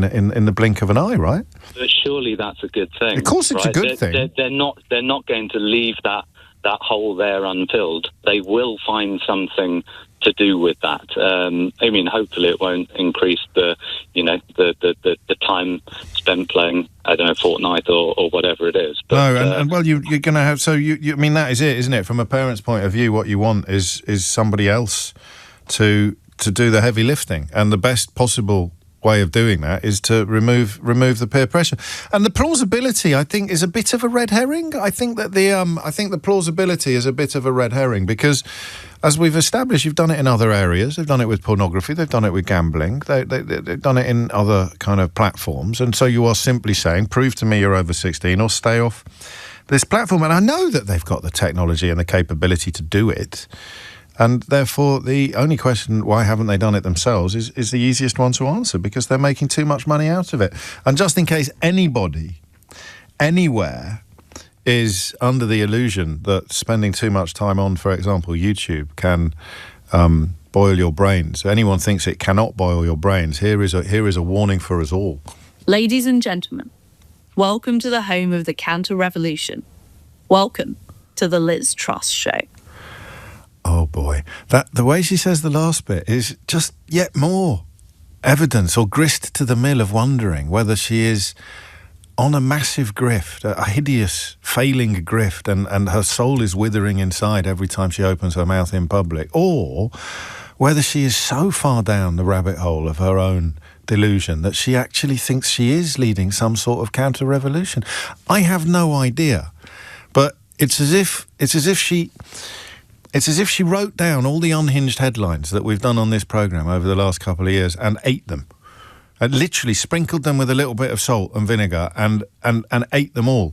Everywhere I look, I've only got 10 clips for you, and every single one is essentially either an unhinged headline or, this is probably my favourite, or the first sentence of an unhinged article. Just check this one out. Despite the valiant efforts of a certain Prime Minister to get things on the right track in 2022, this country seems to have a death wish. I mean, we wondered in the last hour who on earth Donald Trump is aiming for, what on earth the purpose of his foreign policy statement is. Liz Truss seems to be on a very similar page. Who on earth is going to watch this programme? Is she just trying to frighten Americans? Or is it serving some other currently mysterious purpose? I do not know. Luma is in Orpington. Luma, what would you like to say? Thanks for having me on, James. You're very welcome. And sorry for being the one who says I actually don't think this is a good idea. That's right. I'm going to tear you to shreds and spit out the pips. It's very hard to find something where you don't agree, James. Go on then. Tell me more. It's basic human psychology. It becomes a forbidden, and we're all programmed to want to go after forbidden. It becomes a bit of a challenge. How can I get on it? Because, again, the children who are now, like, even 8 or 9, not even 16, they are aware of the technology. They're aware of these platforms. It's been very, very attractive for a very long period of time, and suddenly you're telling them, no, you can't go there, and they'll find every possible way of getting on there. Well, that's just defeatist. I mean, you could say that about anything. But why do we ban cigarettes for under 16s? Why do we ban alcohol for under 18s? Some people will get hold of it. Right. You're absolutely right. But then the other point, besides the fact that it will become more attractive, is the fact that you really want a 16-year-old high on adulthood and hormones to discover social media at that age without having been prepared or understand how to do it safely. Why do you think they won't be prepared? Or why do you think they won't be better prepared than ever before? I mean, the two will go hand in hand. You're assuming that there's not a lot of details about what exactly, besides this ban, which I think should already have happened or will happen in the next 20 minutes, actually translate into. Yes, but your last caller made a point of, like, it reduces the burden on parents. Unfortunately, no. This ultimately boils down into us as parents deciding how do we want to introduce our children to safe ways to use the technology. We've never. I mean, this is forgive me, but this is I did warn you I was going to spit out the pips, but this is a completely meaningless argument because at the moment, we're dropping 8-year-olds from a great height into the middle of unregulated social media. We're dropping 10-year-olds. We're dropping 11-year-olds. So saying, I'm very worried about dropping 16-year-olds from a great height into the middle of social media is palpably absurd. What is the best age to be dropped into the middle of social media? 8, 11, 16 or 30? To be honest? Yeah. Earlier, with proper guidance, is better. No. Proper guidance is available at every single one of those ages. We're talking about the world we live in. So of course, saying I'm very worried about what would happen to 16-year-olds if they're suddenly exposed to social media, and that's why we should carry on suddenly exposing 8-year-olds to social media, is, you must realise now, a completely ridiculous position. How old are your children, James? 19 and 17. Yes. So I like the pose. I love the fact that you posed that. You know about birthdays. Yes, I know. So my little one is going to be 5 early next year. Yeah. I appreciate that she's going to grow in a world which is very different to the one I grew up in. And the one that... I'm going to steer you back. I'm just looking at the time. I'm going to steer you back to the point I made and the argument you're making, which is I'm very worried about dropping 16-year-olds into the middle of social media unprepared. So, therefore, we must carry on dropping 9-year-olds into it unprepared. That's your argument. Different between the 9... Well, two arguments. A, the fact that it's banned so it becomes more attractive. No, and that's not the argument I'm addressing. I'm addressing your claim that it's so worrying about 16-year-olds that we should carry on doing it to 9-year-olds. So the difference with the 16-year-old is that they are going through adulthood. You have hormones, which you don't have at 18. Right. That will drive very different set of behavior. Again, you can argue with me, 15, 14, 13, 12, but you're never, and I think deep down we both know it, you cannot argue that we shouldn't do something to 16-year-olds because it might be damaging or dangerous, but therefore we must carry on doing it to 8-year-olds, 9-year-olds, 10-year-olds, 11-year-olds, 12-year-olds. I don't know when the hormones appear that you mention on this scale. 13-year-olds, 14-year-olds, 14-and-a-half-year-olds, 15-year-olds, 15-and-a-half-year-olds, 15-and-three-quarters-year-olds. So carry on, leave them to it. Let them fend for themselves. But my goodness me, we must protect the 16-year-olds and the 17-year-olds. It just doesn't, it doesn't work. I know it doesn't work. Everybody listening knows it doesn't work. But thank you for playing. James O'Brien on LBC.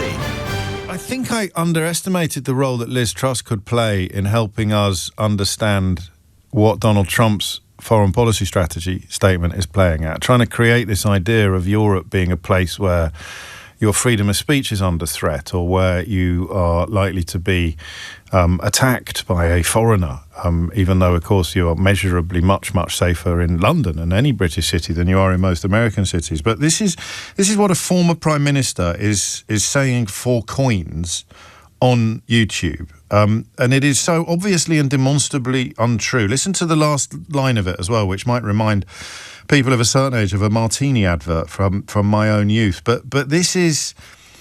I mean, I don't even know what it is, but it does make a little bit more sense of the lies that Donald Trump's policy statement tells about Europe. And no wonder she thinks she's got a job. She thinks she can play a role. I'm a former Prime Minister, and I'm happy to repeat all these lies. I served in countless Conservative cabinets. I think I served in more Conservative cabinets than any other politician who served in Conservative cabinets in the last 15 years. But guess what? I'm now for sale. I'm for hire. I'll spout whatever bilge you want me to spout if the price is right. I'm Liz Truss, and welcome to the counter-revolution. People are in despair. But they're not even allowed to talk about it. If you speak out against the Islamists or the transgender ideologues, you can be arrested. Anytime, any place, anywhere. Okay. I don't know whether it's time for an intervention here or medical help or I mean, I don't know what. I'm almost loath to draw attention to this because it may create the illusion of success. I imagine if 10 of us tuned in to watch it, it would double the overall viewing figures. But this is what the former Prime Minister Liz Truss is currently doing for coins online. And we're worrying or wondering about whether or not it can have a deleterious effect on 15-year-olds. Danielle's in Hampstead. Danielle, what would you like to say? Hi. I can't believe I'm on the radio. It's hilarious. But I have, Why is it hilarious? I listen to you all the time in the morning, and I'm American living in London, and okay. I just love your perspective on Trump. Are you mad? How could you possibly have moved to this hellhole? It's weird. I know. I moved 6 years ago. It's gotten worse. It is just we can't go anywhere. I bet you haven't left the house since 2020. Since Liz Truss was Prime Minister, you probably haven't left the house, have you? Anyway, I got here right before Brexit. But my point was, I have a 3-year-old toddler, and I'm giving birth to an infant next week. Okay. And I'm terrified of social media. And I think it is so dangerous. I totally support a ban. I think it should be a global ban. I think that people, your previous caller, she was mentioning something about 16. I mean, their brains are more developed. They're more independent people, and hopefully they have a better perspective at 16. When they're younger, you have this thing, it's called emotional targeting and advertising. Yeah. So these advertisers, if a young girl takes down a photo, to them, that means that she's not keen on the way she looks. Where did this come from? Just remind me where you got that from, that simple fact, because it's appeared quite recently, hasn't it? It has. I went to one of the colleagues that I work with, and a mom. She's a policymaker, and she was helping. And there's a group, Count on Moms, in the States that are all of these mothers who've lost children or really sad stories about social media and the influence it had on their children to take their lives. And someone's done that research. So the story for people who aren't familiar with it is if a young girl puts up a picture of herself and then takes it down, it sets off an alarm bell somewhere saying, here's someone with low self-esteem. We can sell her stuff. It's all algorithms. Yeah. And the whole incel community, I mean, that's real with boys. That happened in COVID. It got worse in COVID.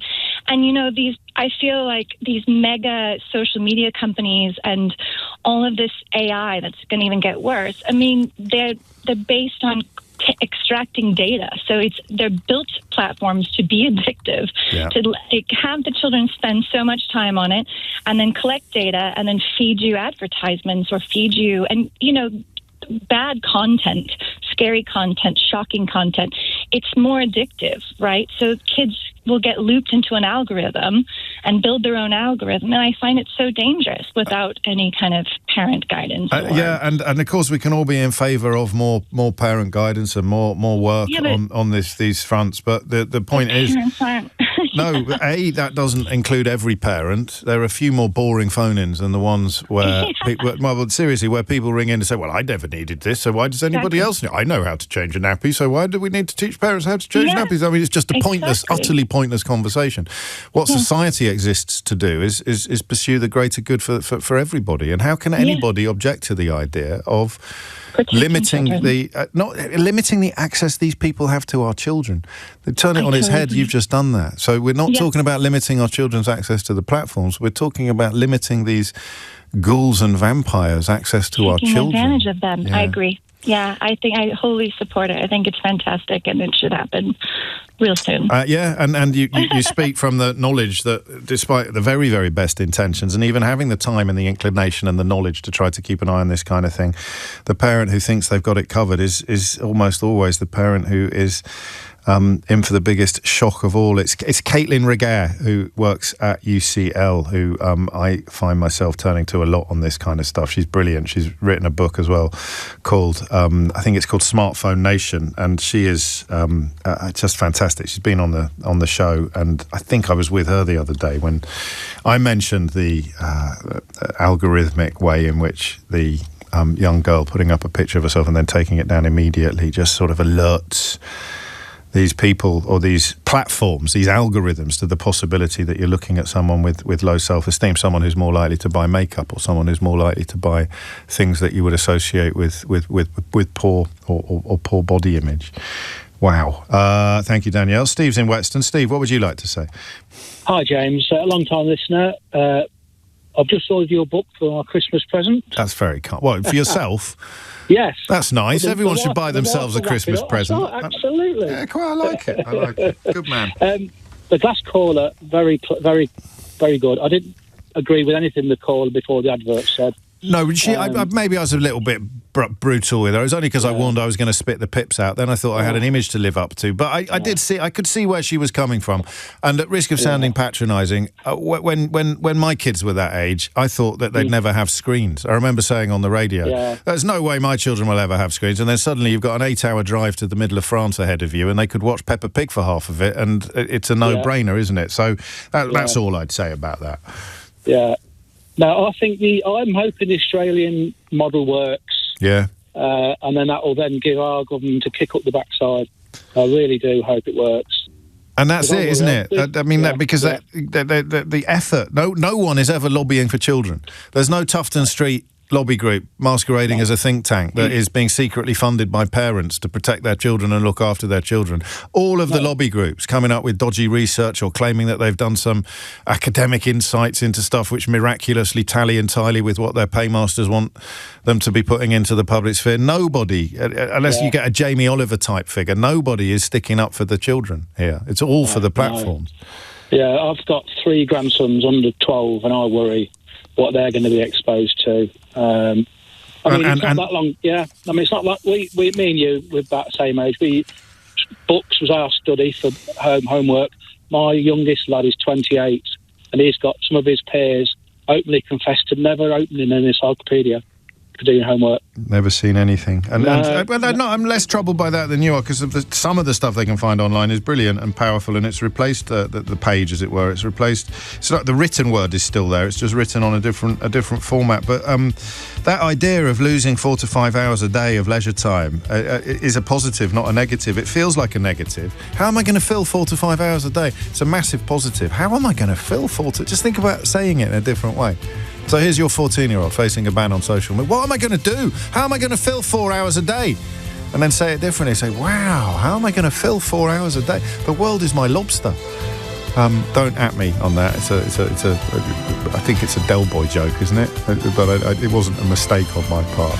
Think of all the things you could be doing instead. There you go. That's the answer. James O'Brien on LBC. Minutes after 12 is the time, and as if by magic, here is a headline seeking to denigrate something that would be for the public good, that relies upon contributions from precisely one of those institutions who have very opaque funding and always seem to come out trying to resist social improvement. You couldn't make it up, could you, given what we were talking about in the last hour? There's a topic there. Will you remind me? There's 2 topics. It's only Tuesday lunchtime. There's 2 topics that have popped up this week that we haven't done, that have occurred to us in the course of doing other topics. Who would like to go to the top of the class by remembering what yesterday's was? Do you remember what yesterday's was? Does anybody remember what yesterday? Am I the only one that remembers what yesterday? I bet I'm not. I bet I'm not. What's the point?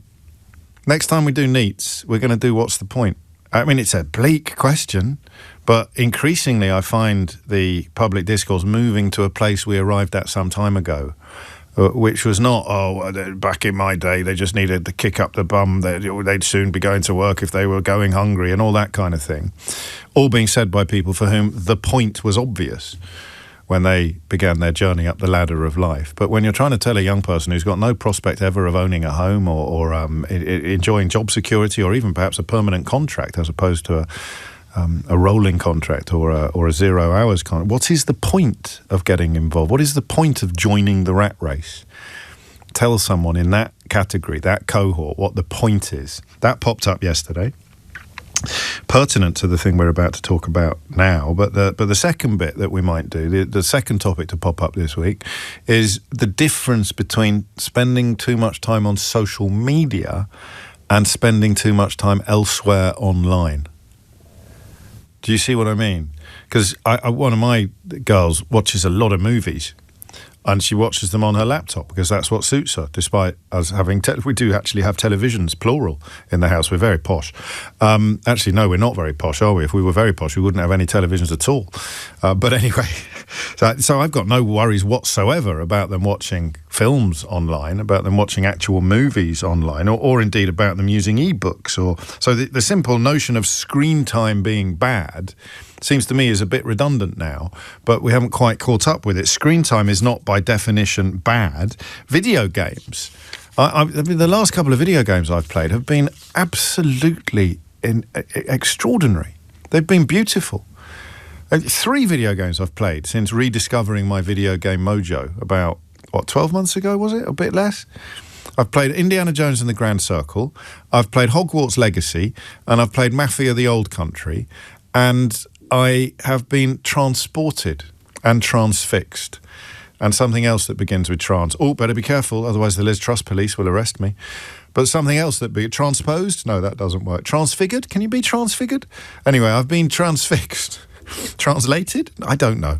And they are works of art. So, you know, that my dad's generation, who thought we were spending too much time online, now it's a bit like stepping into the pages of a novel or actually being in a film. Some of these games are magical. And they're not very fighty, the games that I've just... the Mafia one is.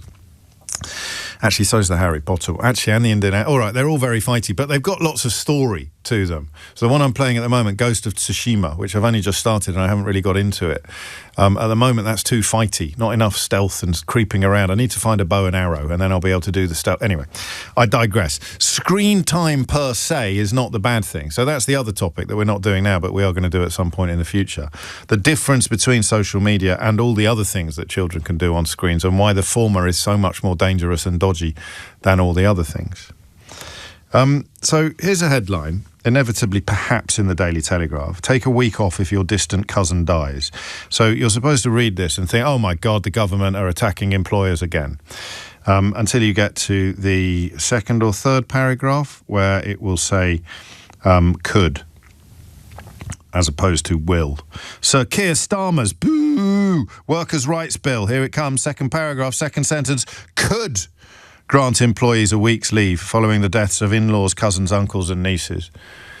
Yeah, down with that sort of thing. Compassion, concern, care. A death within an employer's chosen family. There it is. So you literally tell your employer about the deaths that are likely to hit you hardest and receive, in return, compassionate leave. In the world of the Daily Telegraph, straight on the phone to somebody from the so-called Adam Smith Institute, it's a negative, it's a bad thing. Indeed, here is someone from the so-called Adam Smith Institute. I think one of the ones, here we go, Transparify ranked the Institute as one of the 4 least transparent think tanks in the United Kingdom in relation to funding. Goes back 10 years. Maybe they've improved since, but in 2022, the website Who Funds You rated the Institute at E, which is their lowest transparency rating. And Tobacco Tactics, the website of the Tobacco Control Research Group at the University of Bath, has detailed the Institute's funding by the tobacco industry, with The Guardian reporting. Remember, they keep this as secret as they can, generally speaking, but The Guardian found that about 3% of its funding had come from the tobacco industry in 2011. So who wouldn't ring them up for a view on compassionate leave for bereaved people? Yeah. The proposal may look compassionate, but it threatens to impose significant costs and administrative burdens on employers at a time when businesses can least afford it. What did I tell you? Throughout the entire last hour, none of these outfits will ever do anything because it's the right thing to do. They will only ever do it because they have to. So even bereavement leave, even compassionate leave can be dressed up by the usual ghouls and vampires as something passionately to be resisted. How long does it take before you can have a phone in and people will ring in to say, oh, it's outrageous. They shouldn't be allowed to have time off for a distant cousin that you've never met, which absolutely nobody is suggesting. You have friends, probably, whose loss would hit you harder than the loss of a family member. Am I right? Your very best friend in the world would, losing them, partly because of age reasons and the unexpected nature of losing somebody young, would hit you harder than losing a grandparent, perhaps, or certainly a great aunt or a great uncle. This is not, by the way, a suggestion that everybody's in that category or that you love your friends more than everybody loves all their friends, more than everybody loves all their grandparents. But, I mean, I don't want to start crying on the programme, but the moments where I would have really appreciated a day or two off involve essentially my late father, when I took some time off, and a very close friend who I lost during lockdown. And I could have really benefited from just a couple of days of not having to, well, probably get out of bed. One of the weird things about my job is I can come into the studio at 1 minute to 10 feeling absolutely rotten. I hope you can't tell when I've got stuff going on in my private life that is difficult or traumatic, but I can carry it into the studio at 1 minute to 10, and then oddly I'm fine until 1 o'clock, and then it hits me again, whatever it is that I'm struggling with or worrying about, illness or you know, something very personal life related. And it's one of those jobs, I've always suggested it's a bit like flying an aeroplane, where you can't not concentrate. I'm now going to get atted by lots of pilots to tell me they just press a button and put their feet up for 8 hours. But you take my point. It's one of those jobs where the level of focus that is required is so high that it takes you out of yourself. But even with that knowledge, I could not have, I really would have struggled to face you on the morning after I lost my dad. And I did struggle to face you on the morning after I lost my friend. I've been relatively blessed when it comes to bereavement in my life and grief. It means I've got, you know, a lot ahead of me, doesn't it? But relatively blessed in the context of what I've had to process. And there are two points here that I would like to draw your attention to. I've already done the first, if there were going to be three. It's the way that the coverage of this particular proposal is disgusting. And you can tell how disgusting it is by the list of organisations that you have to ring as a journalist to get them to join in attacking something as simple and straightforward as allowing people to mourn the death of somebody they love. How can we turn it into a negative? Let's pretend they hardly know them, boss. Yep, nice one. Front page, tomorrow, Daily Telegraph. Let's pretend you hardly know them. I'm mourning the death of a distant cousin that I've never met. I've got a whole week off work. In fact, I'm going to be able to get 52 weeks off work because I'm Irish and my parents come from massive families. I've got 104 cousins. If they all start dying at the same time, I could get a whole year off work on foot. I mean, it's just stupid, the reasoning here. But that, of course, never stops the right wing from trying to shove it down the throats of their readers, listeners, and indeed voters. So I've got two things going on here. One is obvious, and one is a bit less obvious. And I want you to think about the less obvious one first, because it's going to sound like a really weird question, but it's not, I promise you. Why does it matter? What difference does it make? Not just in the context of grieving and mourning, but also, I suspect, in the relationship you have with your work. If you are compelled to drag yourself to work when you are crying inside and quite possibly outside, I bet it changes the way you feel about your work, about your employer. Why? I know this is a really stupid question in some ways, but if you've got, newspapers sticking stories on their front pages, trying to denigrate the very idea of allowing people to mourn the death of someone they love, then you need to remind ourselves, why it matters. What difference does it make having a little bit of time off work to mourn someone you love? 0345 6060 973. And then I want you to tell me what has happened. I want you to tell me both good and bad stories about what has happened when self-employed people, when you're really up against it, I don't get paid if I don't come to work. So you that idea that you would go to your nan's funeral in the morning and be back at work by lunchtime, if you're self-employed, you're in a world of your own, aren't you, really? You've got nobody you can really turn to. The decision is yours. Can I afford it? Can I afford it mentally, psychologically, emotionally, but ultimately financially? So it's going to be going to an employer and asking for compassionate leave. And it is absolutely right that people would be allowed to identify the humans whose loss would hit them hardest.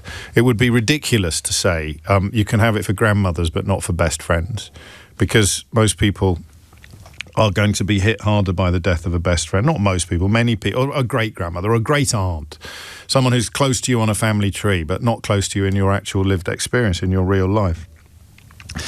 What I want to do is two things. I want to know what happened when you lost someone and work either stepped up to the plate and helped you, or to your shock and horror, to your shock and continuing horror, they sort of hung you out to dry. Your experience, really, of bereavement leave, 0345 6060 973. And oddly, why it matters. What difference that experience makes, or what difference that moment makes to your relationship, both with grief and with work, okay? So one of those is quite easy to answer because it's happened to you and you can tell me what it was like. But one of them, I think, might be a little bit harder to answer. The things you've had to do, the times you've had to go to work when you really shouldn't have had to, but you knew that the employer would be so unsympathetic that it was not worth the hassle, the horror of either sticking up for yourself or insisting on time off. Do you know there's only one circumstance in which bereavement leave is mandatory, and that's if you lose a child under 18. I mean, could you imagine an employer saying, sorry, you can't have any time off to mourn the loss of a child aged under 18? But what about a child aged 18 and a half? Sorry, I'm not required by law. What did we talk about in the last hour? A lot of people, not everyone, won't do anything unless they have to. Well, I've just lost my 18-year-old. Oh, I'm sorry. When was their birthday? Well, last Tuesday. Yeah, see, if he died on Monday, you could have had a week off. But they didn't, did they? So I'm afraid you're going to have to come to work tomorrow, whether you like it or not. 0345 6060973 is the number that you need. It's a great idea. It really is. And it should be celebrated and greeted warmly, which is almost certainly why the Daily Telegraph are trying to encourage you to attack it. James O'Brien on LBC. 20 minutes after 12 is the time. Do you remember Susan Hall, the London politician who lost her purse and claimed a crime wave? I mean, it was one of the maddest things I think I've ever experienced in the context of the relationship between media and politics. She literally lost her purse and claimed it was all Sadiq Khan's fault, and it was all evidence of a crime wave. And she was booked to appear on The Breakfast Show, but her purse turned up before she got here. So she still appeared with Nick. Nick still talked to her, and she kind of had to continue pretending that a member of the public finding a purse that she'd lost and handing it into lost property with the money still in it was proof that Sadiq Khan was a rubbish mayor. So she is nothing if not an enthusiastic contributor to the gaiety of the nation. But she has picked a new fight. It's not with Good Samaritans who hand in lost property, which is the last thing that got her into the news. She's picked a new fight, and I want you to tell me whether she has picked a fight with the woke mind virus, some biscuits.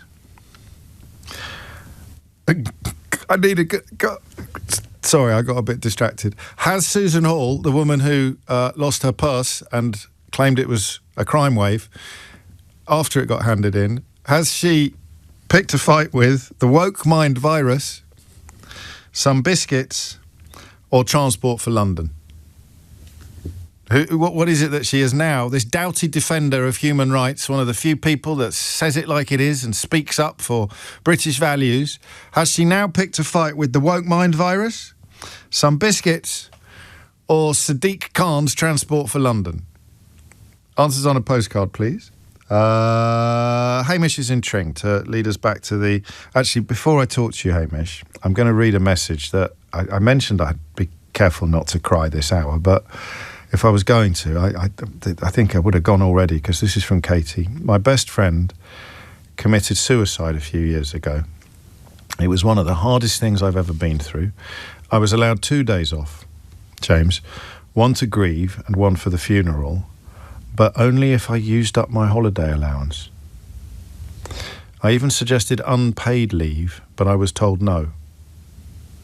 As much as I want to, I can't forgive the manager and the company that did that to me.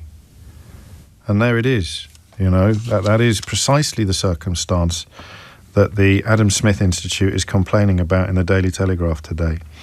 That it, you know, a friend doesn't have any obvious connection with you, and therefore the idea that you deserve compassionate leave to mourn them is disgraceful or wrong. A death within an employee's chosen family, which you can define as close friends, would qualify you for unpaid time off. So not even paid, but Katie didn't even get that. Hamish is in Tring. Hamish, what made you pick up the phone? I think we've lost him. Can we try and get him back while I talk to James in Westminster? James, what would you like to say?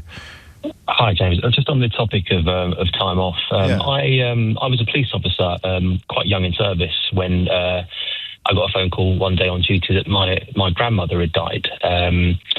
And I requested to take the following day off work, not for myself, but mainly to be there for my father who just lost his mother. You know, it was as a support network. I was denied that request because I was told that it wasn't a member of my immediate household who had died, and I'd only be granted a day off for the funeral when that took place. Okay. How did you feel about that? Because I mean, I can see this example from both sides, actually, oddly. Yeah, I mean, if it had been your parent that had passed away, it would feel a lot more brutal than your parent's parent. But the fact that someone needs to be with the grieving child of the parent, again, and I'd have hoped that the public service might be more accommodating than the private sector, albeit that will get another front page attack from the Daily Telegraph. But how did it make you feel to be told that? Absolutely. I mean, my colleagues who I work with are very supportive, but it was actually HR who denied my request, so it was more of a sort of faceless computer says entity. No. Exactly that. Yeah, so I didn't take it too personally. I ended up taking it off anyway and manufactured it as sort of forced leave / sick day. So and my team managed to cover the numbers, so there wasn't a deficit in the work group. But also on the topic you mentioned about a best friend, I lost my best friend last year to a very sudden accident, unfortunately. And it did affect me more, I think, losing my best friend than it would do probably losing, like you say, a distant member of my family. I'm actually self-employed now, and I inversely chose to keep working during that, rightly or wrongly. I thought my mindset at the time was to keep focusing on work and probably delay the shock response, as it were, and rather than take a week off work. And I found it more comforting to keep myself busy, if that makes any sense. Yes, it does. I mean, because that is... I mean, it would make sense either way, but you're distracting yourself, I think. Yeah, of course. And processing it more slowly than you would have done otherwise, which isn't necessarily an option if it's a very close family member, if it's a, or indeed, to use that dreadful phrase from HR, if it's someone from the same household as you can't really distract yourself from the emptiness, can you? But if it's a really close friend, you probably can.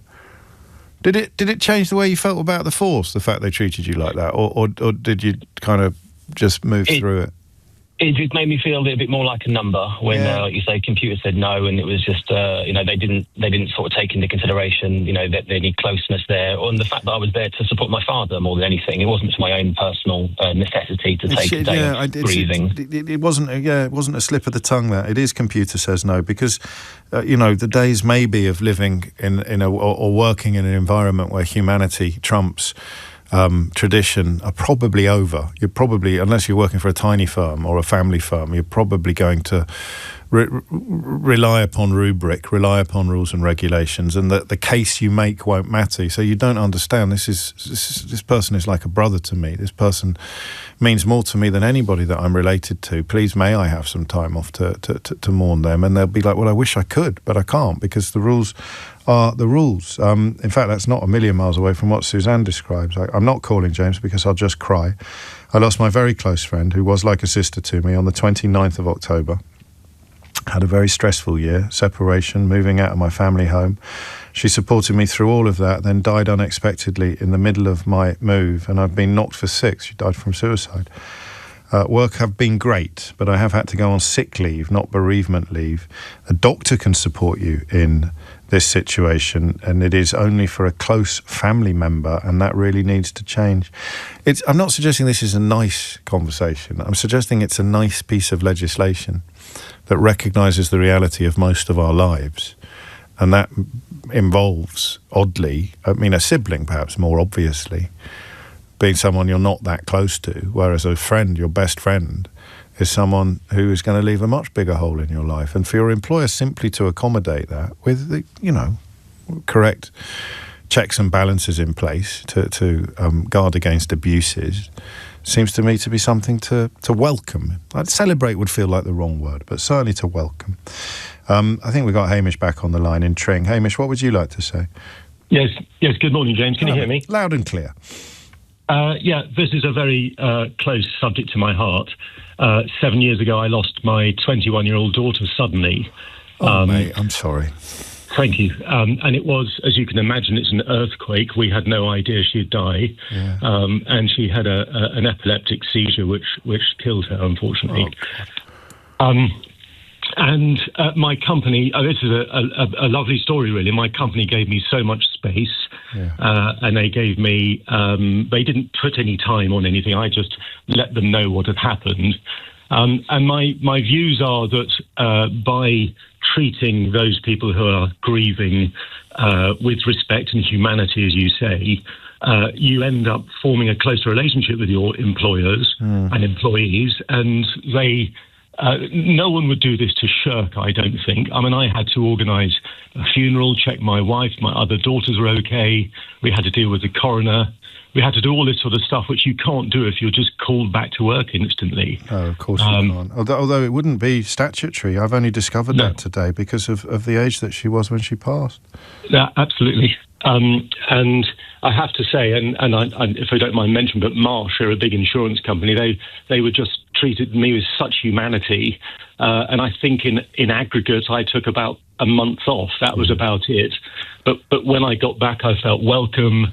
Everyone understood. They were accommodating, and they gave me even more space during that year. I'm glad you brought that up. I was hesitating to ask whether or not it meant you went back to work with a warmer feeling towards your employer than you would have done otherwise, because it makes perfect sense. I love that word aggregate as well, in that if you wanted to be quite bean countery about it.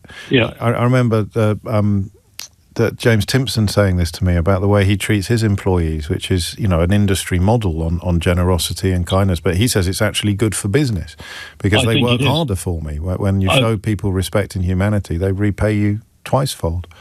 And it's actually quite an interesting observation. I've obviously never had any experience of losing someone so close. No, of course. But in my career, I've seen other people who've had equal tragedies, whether losing a partner or spouse or other relatives. And I have to say, my industry, whether it's unique or not, I can't say, but I have to say my industry is just very nice. It's just very kind and caring. Well, is that because you deal with people in crisis as insurers, or is it not that sort of insurance? I don't know if there's a reason. They just seem to be very accommodating and very caring, and I think they get more out of people. I don't think it's a cold calculation. I just think it's the right thing to do. And I think as a result of that, they get increased loyalty and probably performance if you were to turn it into pounds, shillings and pence. But my company was absolutely superb. That's lovely to hear. And I'm so sorry that you obviously went through the loss that you went through to discover that. And thank you for sharing it, because it's a really good point, a really interesting point that speaks essentially to the algorithm versus the human, doesn't it? So, the idea that you treat people who are going through the worst imaginable experiences with anything other than care and compassion should be anathema. But it's not, because there's somebody somewhere counting beans.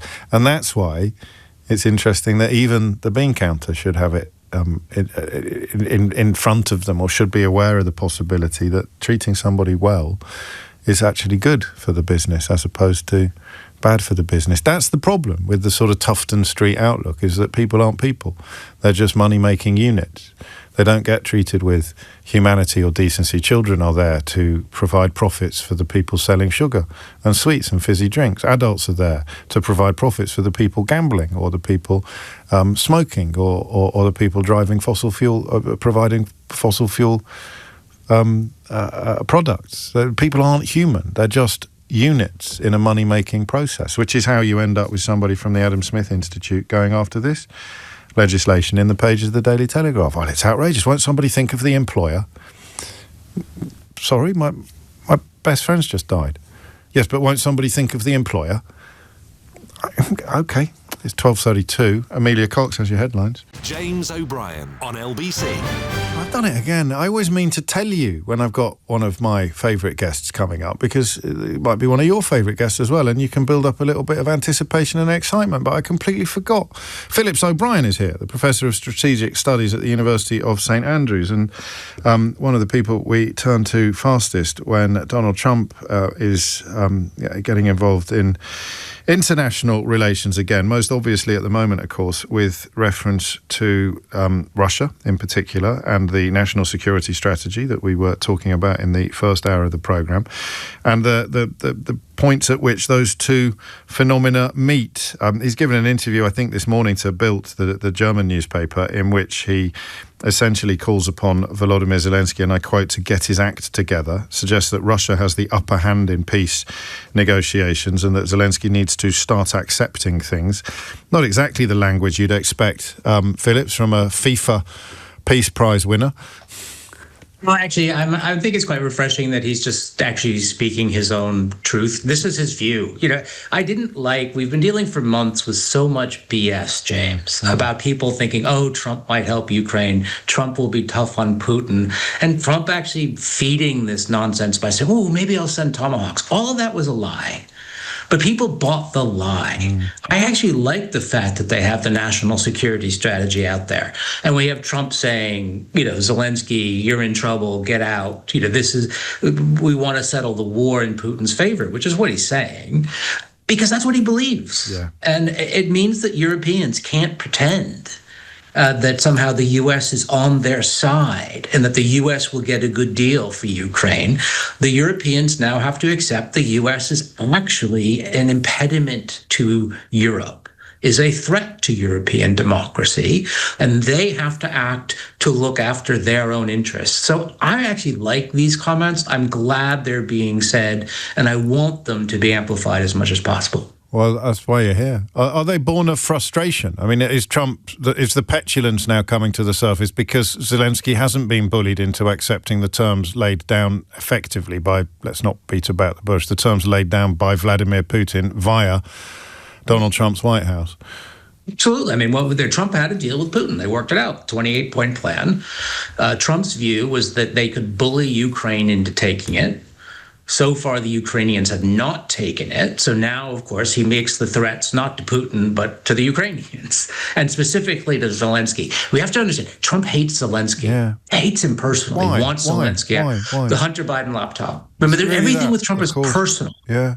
So he views Zelensky as an enemy, that Zelensky didn't help him when he thought Zelensky should help him. So this is when he tried to withhold federal aid from Ukraine because he wanted Zelensky to help him dig up dirt on Hunter Biden. I mean, those were the days, weren't they, when we were shocked by that kind of thing. Mm-hmm. And that's exactly where it comes from. That's why he has said, since he's become president the second time, one of his consistent themes is we have to have new elections in Ukraine. He and Putin are absolutely together on that because they both want to get rid of Zelensky. For completely different reasons. Let me steer you, if I may, to the national security strategy, and I welcome your welcome of it, because, as you say, it strips away some of the fig leaves and camouflage that people have been hiding behind for whatever reason. But what is it designed to do? Why, for example, denigrate Europe, the whole of Europe, effectively? The demonisation of Europe, that doesn't have much electoral calculus back in DC, does it? No, well, they actually think they're going to help people like Nigel Farage, like Marine Le Pen, like the AfD, like Viktor Orban. I mean, they view that these people are with them. Wow. And what they are signaling is the United States is with Farage, with the AfD. And so that they're going to try and actually interfere in European politics going forward. If you read the national security strategy, it is to interfere in European politics. Mm. Well, Farage will be furious. Farage will be furious. He's on the record countless times on objecting to any American president. Oh, hang on, just the black one. It was just the black American president who wasn't allowed to interfere in European politics, wasn't it? Yeah. I've not even seen Farage touch it at this point, so it's interesting to see. He's hiding at the moment because he's got questions to answer about telling Jewish children at school that they should have gone into the gas chambers, allegedly, and also, of course, his own close friend, protege, and party leader in Wales, currently in prison for taking bribes from a Kremlin stooge for saying things in the public space that, as far as I can tell, Nigel Farage has also said, but no one is suggesting for a minute that he's accepted any bribes from Kremlin stooges. So it is a statement of intent of interference. Yeah, absolutely. It does say the United States will try to work with parties that have their anti-immigrant, you might say white supremacist view in Europe.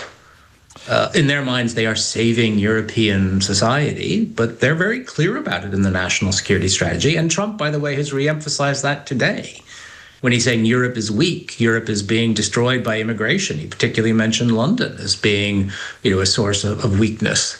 So they're entirely open now about what they believe. And just to flip it, if I may, to return to the question of why, because I suppose, let me rephrase it, what's in it for him when he does that? So I can't imagine, despite his own leanings towards bigotry and ancient prejudices, he's much more transactional than that. What does he win from creating this context from this? He destroys the European Union, which he believes is a competitor to the USA. Right. What was also very clear in the national security strategy is they don't want to work with the European Union. Yeah. They want to work with, quote unquote, individual sovereign European states. They want Europe to break up. And they believe that will greatly amplify U.S. power and make the Europeans dependent on them, because they still want the Europeans to do things like buy American weapons. This is the benefit for the U.S. They want Europe to buy a lot from the U.S. They just don't want Europe to be a competitor to the US. Not to have any heft. Not so all quid and no quo, as it were, and a supplicant trading partner rather than a comparable trading partner. Is there anything on the more political level? Because the EU, which is an imperfect institution, as everybody knows, but it's a heck of a lot better than most of the obvious and available alternatives. Rules based, accountable, transparent, all of the things that Trump seems to hate. A power and all of the other big powers on the planet at the moment are closer to totalitarianism than they are to democracy, the ones that he admires most, like China and Russia. Does the EU pose an ideological threat to Trump as well? I mean, that's what the national security strategy says. Yeah. It's open. The EU absolutely poses a threat to doing business. And the national security strategy is very clear. There are no ideals in foreign policy. Yeah. Things like democracy, freedom, they shouldn't matter. That it's all in a way a zero-sum game. It's who makes the most money is the definition of success. And they look at the EU and they see something that is an impediment to that, and also something that is, in their mind, weak, and they can crush it. This is where European leaders have performed so disastrously by sucking up to Trump for 9 months now. They have debased themselves. Yeah, especially Stalin. And they're paying the price now because he views them as weak. Because it's like trying to feed an insatiable appetite, as if we just throw him enough bones, then perhaps he won't chew us up, or at least he won't come for us. But of course he will. So the best thing you should be doing is getting your retaliation in early, getting it in first. The best thing is what the Canadians have done. Yeah. I mean, what's interesting is Canada's closer, and it has been far more robust in defending its own position than Europeans.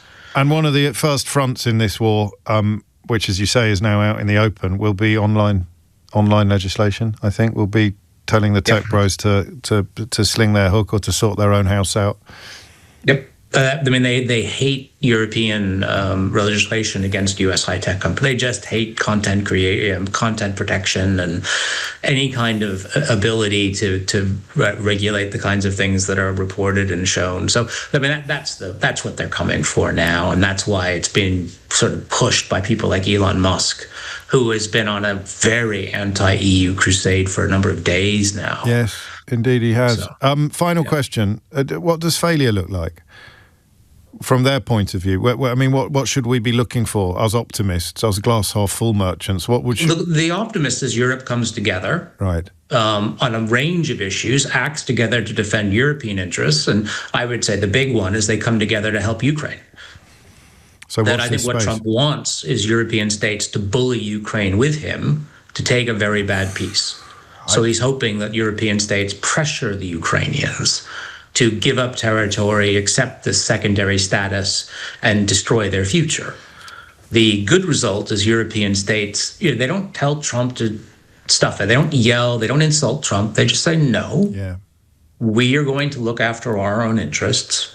You look after U.S. interests. That's fine. That's what you're going to do.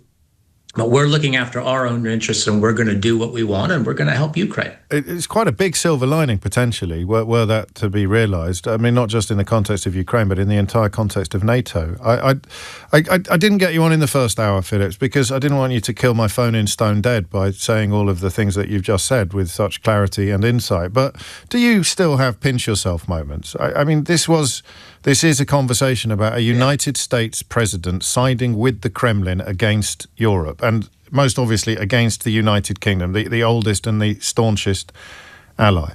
The pinch, it's more moments that I can't believe we were having discussions even a few days ago, would Trump help Ukraine? Yeah. So it's more that people have willfully accepted fantasy. Yeah. And European leaders have accepted fantasy for such a long time. And that's what's driven me nuts, is that we've had, I mean, I don't know, James, you and I have had this discussion for a year. It's like, no, Trump is not going to help Ukraine. He is not going to break with Putin. And finally now, I think that message has gotten through. So the pinch me moments are, this is good. That's why I'm happy with this, because it's settling the issue, I hope. When did you first realise that? Have you known that from the very, very start? Yeah, I mean, I was saying it before Trump's election. Yes, I thought you were. Yeah, because so you're the least surprised man in the world of strategic studies at the moment. Because this is what he is. He likes Putin. He wants to work, and he was saying it loud and clear with things like picking J.D. Vance as his vice president. Yeah. If he wanted any example of what he wanted, it was the selection of Vance. Vance is openly pro-Russian in his orientation, anti-Ukrainian. There was no mystery about any of this. The weird thing is why people chose to believe nonsense when there was nothing to it. And I think it was a combination of fear and dreaming. Yeah, that's a good question, why people chose to believe what will soon be unanimously accepted as obvious from the very start. Phillips, thank you. Thank you very much indeed. Phillips O'Brien, Professor of Strategic Studies at the University of St Andrews. I would also recommend his written work, obviously, in this field on Substack and in books. You can find Phillips online. You are listening to James O'Brien on LBC. A few of you pointing out the light it casts on that state visit. Again, you understand the pragmatism of the decision to try to keep him sweet, but as Phillips has been telling us for the longest time, the futility of trying to keep him sweet when he will, of course, revert to type. It was, what was it, a frog and a scorpion? Did we ever get to the end of that analogy? Is it Aesop? Or certainly, is it a frog and a scorpion? A frog... The frog says he'll give the scorpion a lift over the river and says to the scorpion, as long as you don't bite. This is what Keir Starmer's, the state visit was a frog and a scorpion, wasn't it? So look, we'll give you all this pomp and ceremony. We'll treat you like a latter-day emperor. We'll give you all of the golden carriages you can imagine. You can even meet the king. You can sit next to the queen, poor woman. But in return, please don't treat us with the contempt that you treat everybody else. And they said, yeah, all right. And then the scorpion is on the frog's back, and they're halfway across the river because the frog has said, you won't bite me, will you? You won't sting me if I carry you across the river. They get halfway across the river and the scorpion stings the frog. They both drown. And as they're drowning, the frog says, what are you doing? He just says, it's just, I'm a scorpion. It's what I do. I'm Donald Trump. It's what I do. The only question is whether or not he goes down with all of the people that he's stinging. It's 12:49. James O'Brien on LBC.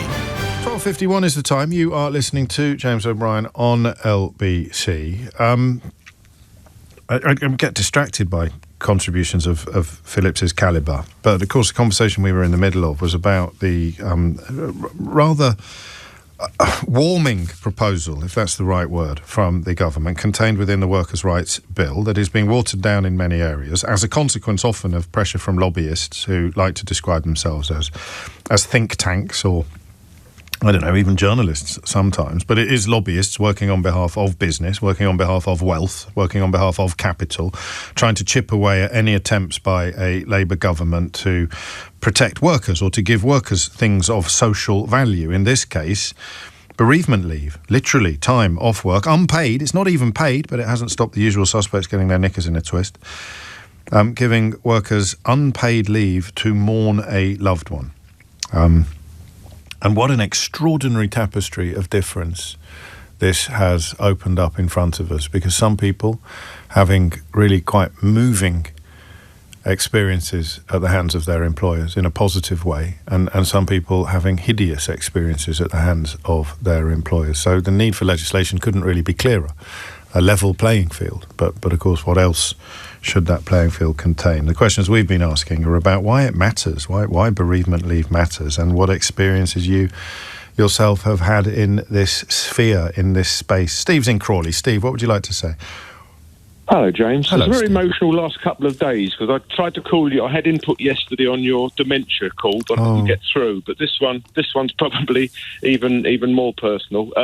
My best friend, who I'd known for over 50 years, such a good friend that when we moved to our current house over nearly 30 years ago, 3 days later, he moved in next door. Right. And we've been here ever since. Yeah, been here ever since. We do so many things together.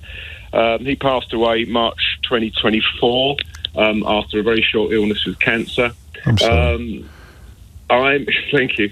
I'm a wedding photographer. Okay. And he went into St Catherine's Hospice. Unbelievable place, by the way. So don't ever be frightened of a hospice. Quite an amazing place. He went into St Catherine's Hospice. I got a call on the Thursday night from his son saying he wants to see you. So I knew what that meant. Of course. So I went in there and had probably the most emotional hour of my life. It's coming back to me as I talk to you. Of course. And he was expected, sounds horrible, he was expected to die during the night. He managed to hang on for another 2 days. big sod, and decided to pass away. I had a wedding to shoot on the Sunday. Oh, boy. And I knew he was going to die that day. I got the phone call while I was driving back from the wedding. That was probably one of the most tough jobs I've ever had to do. So very much like you, I just had to bury it and put it aside and get on with the job. And then when I got the phone call from his son driving home...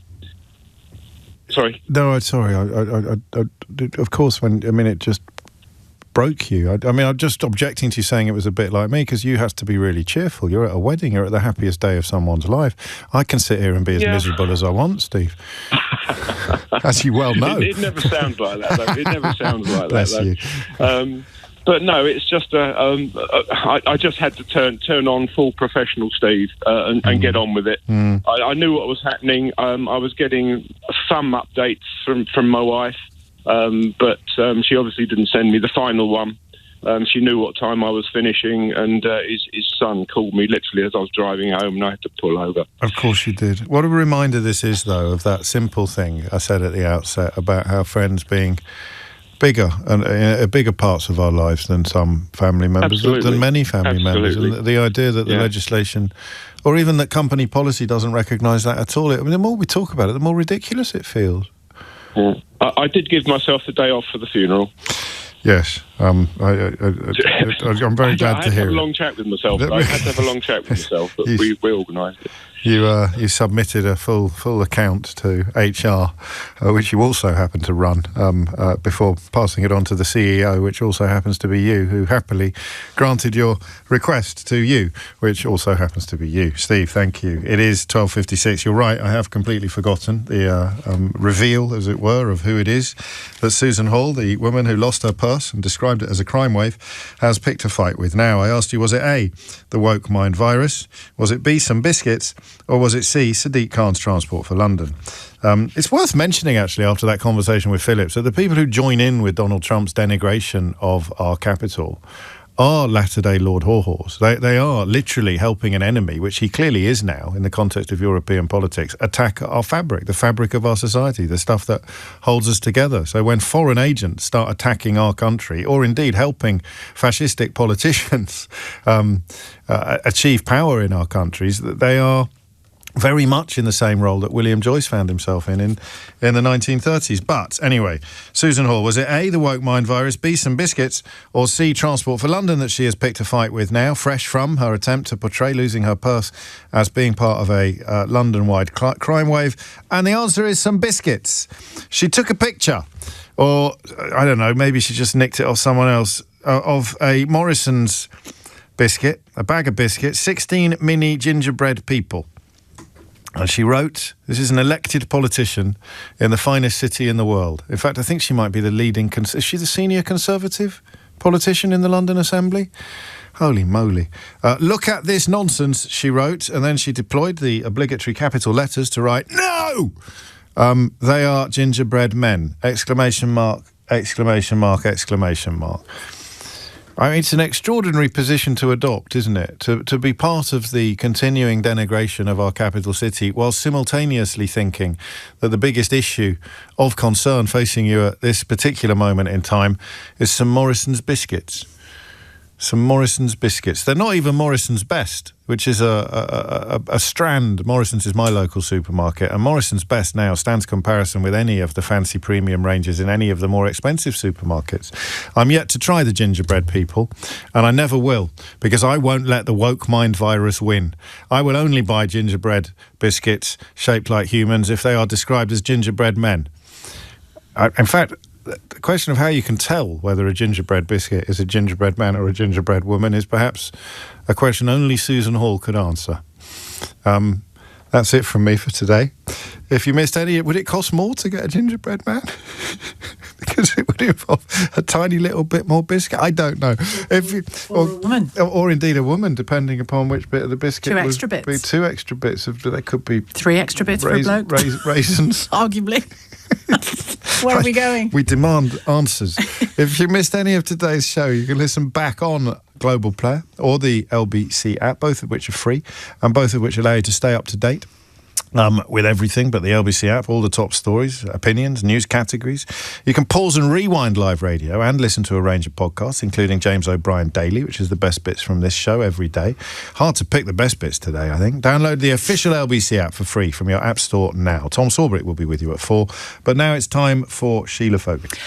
James O'Brien on LBC.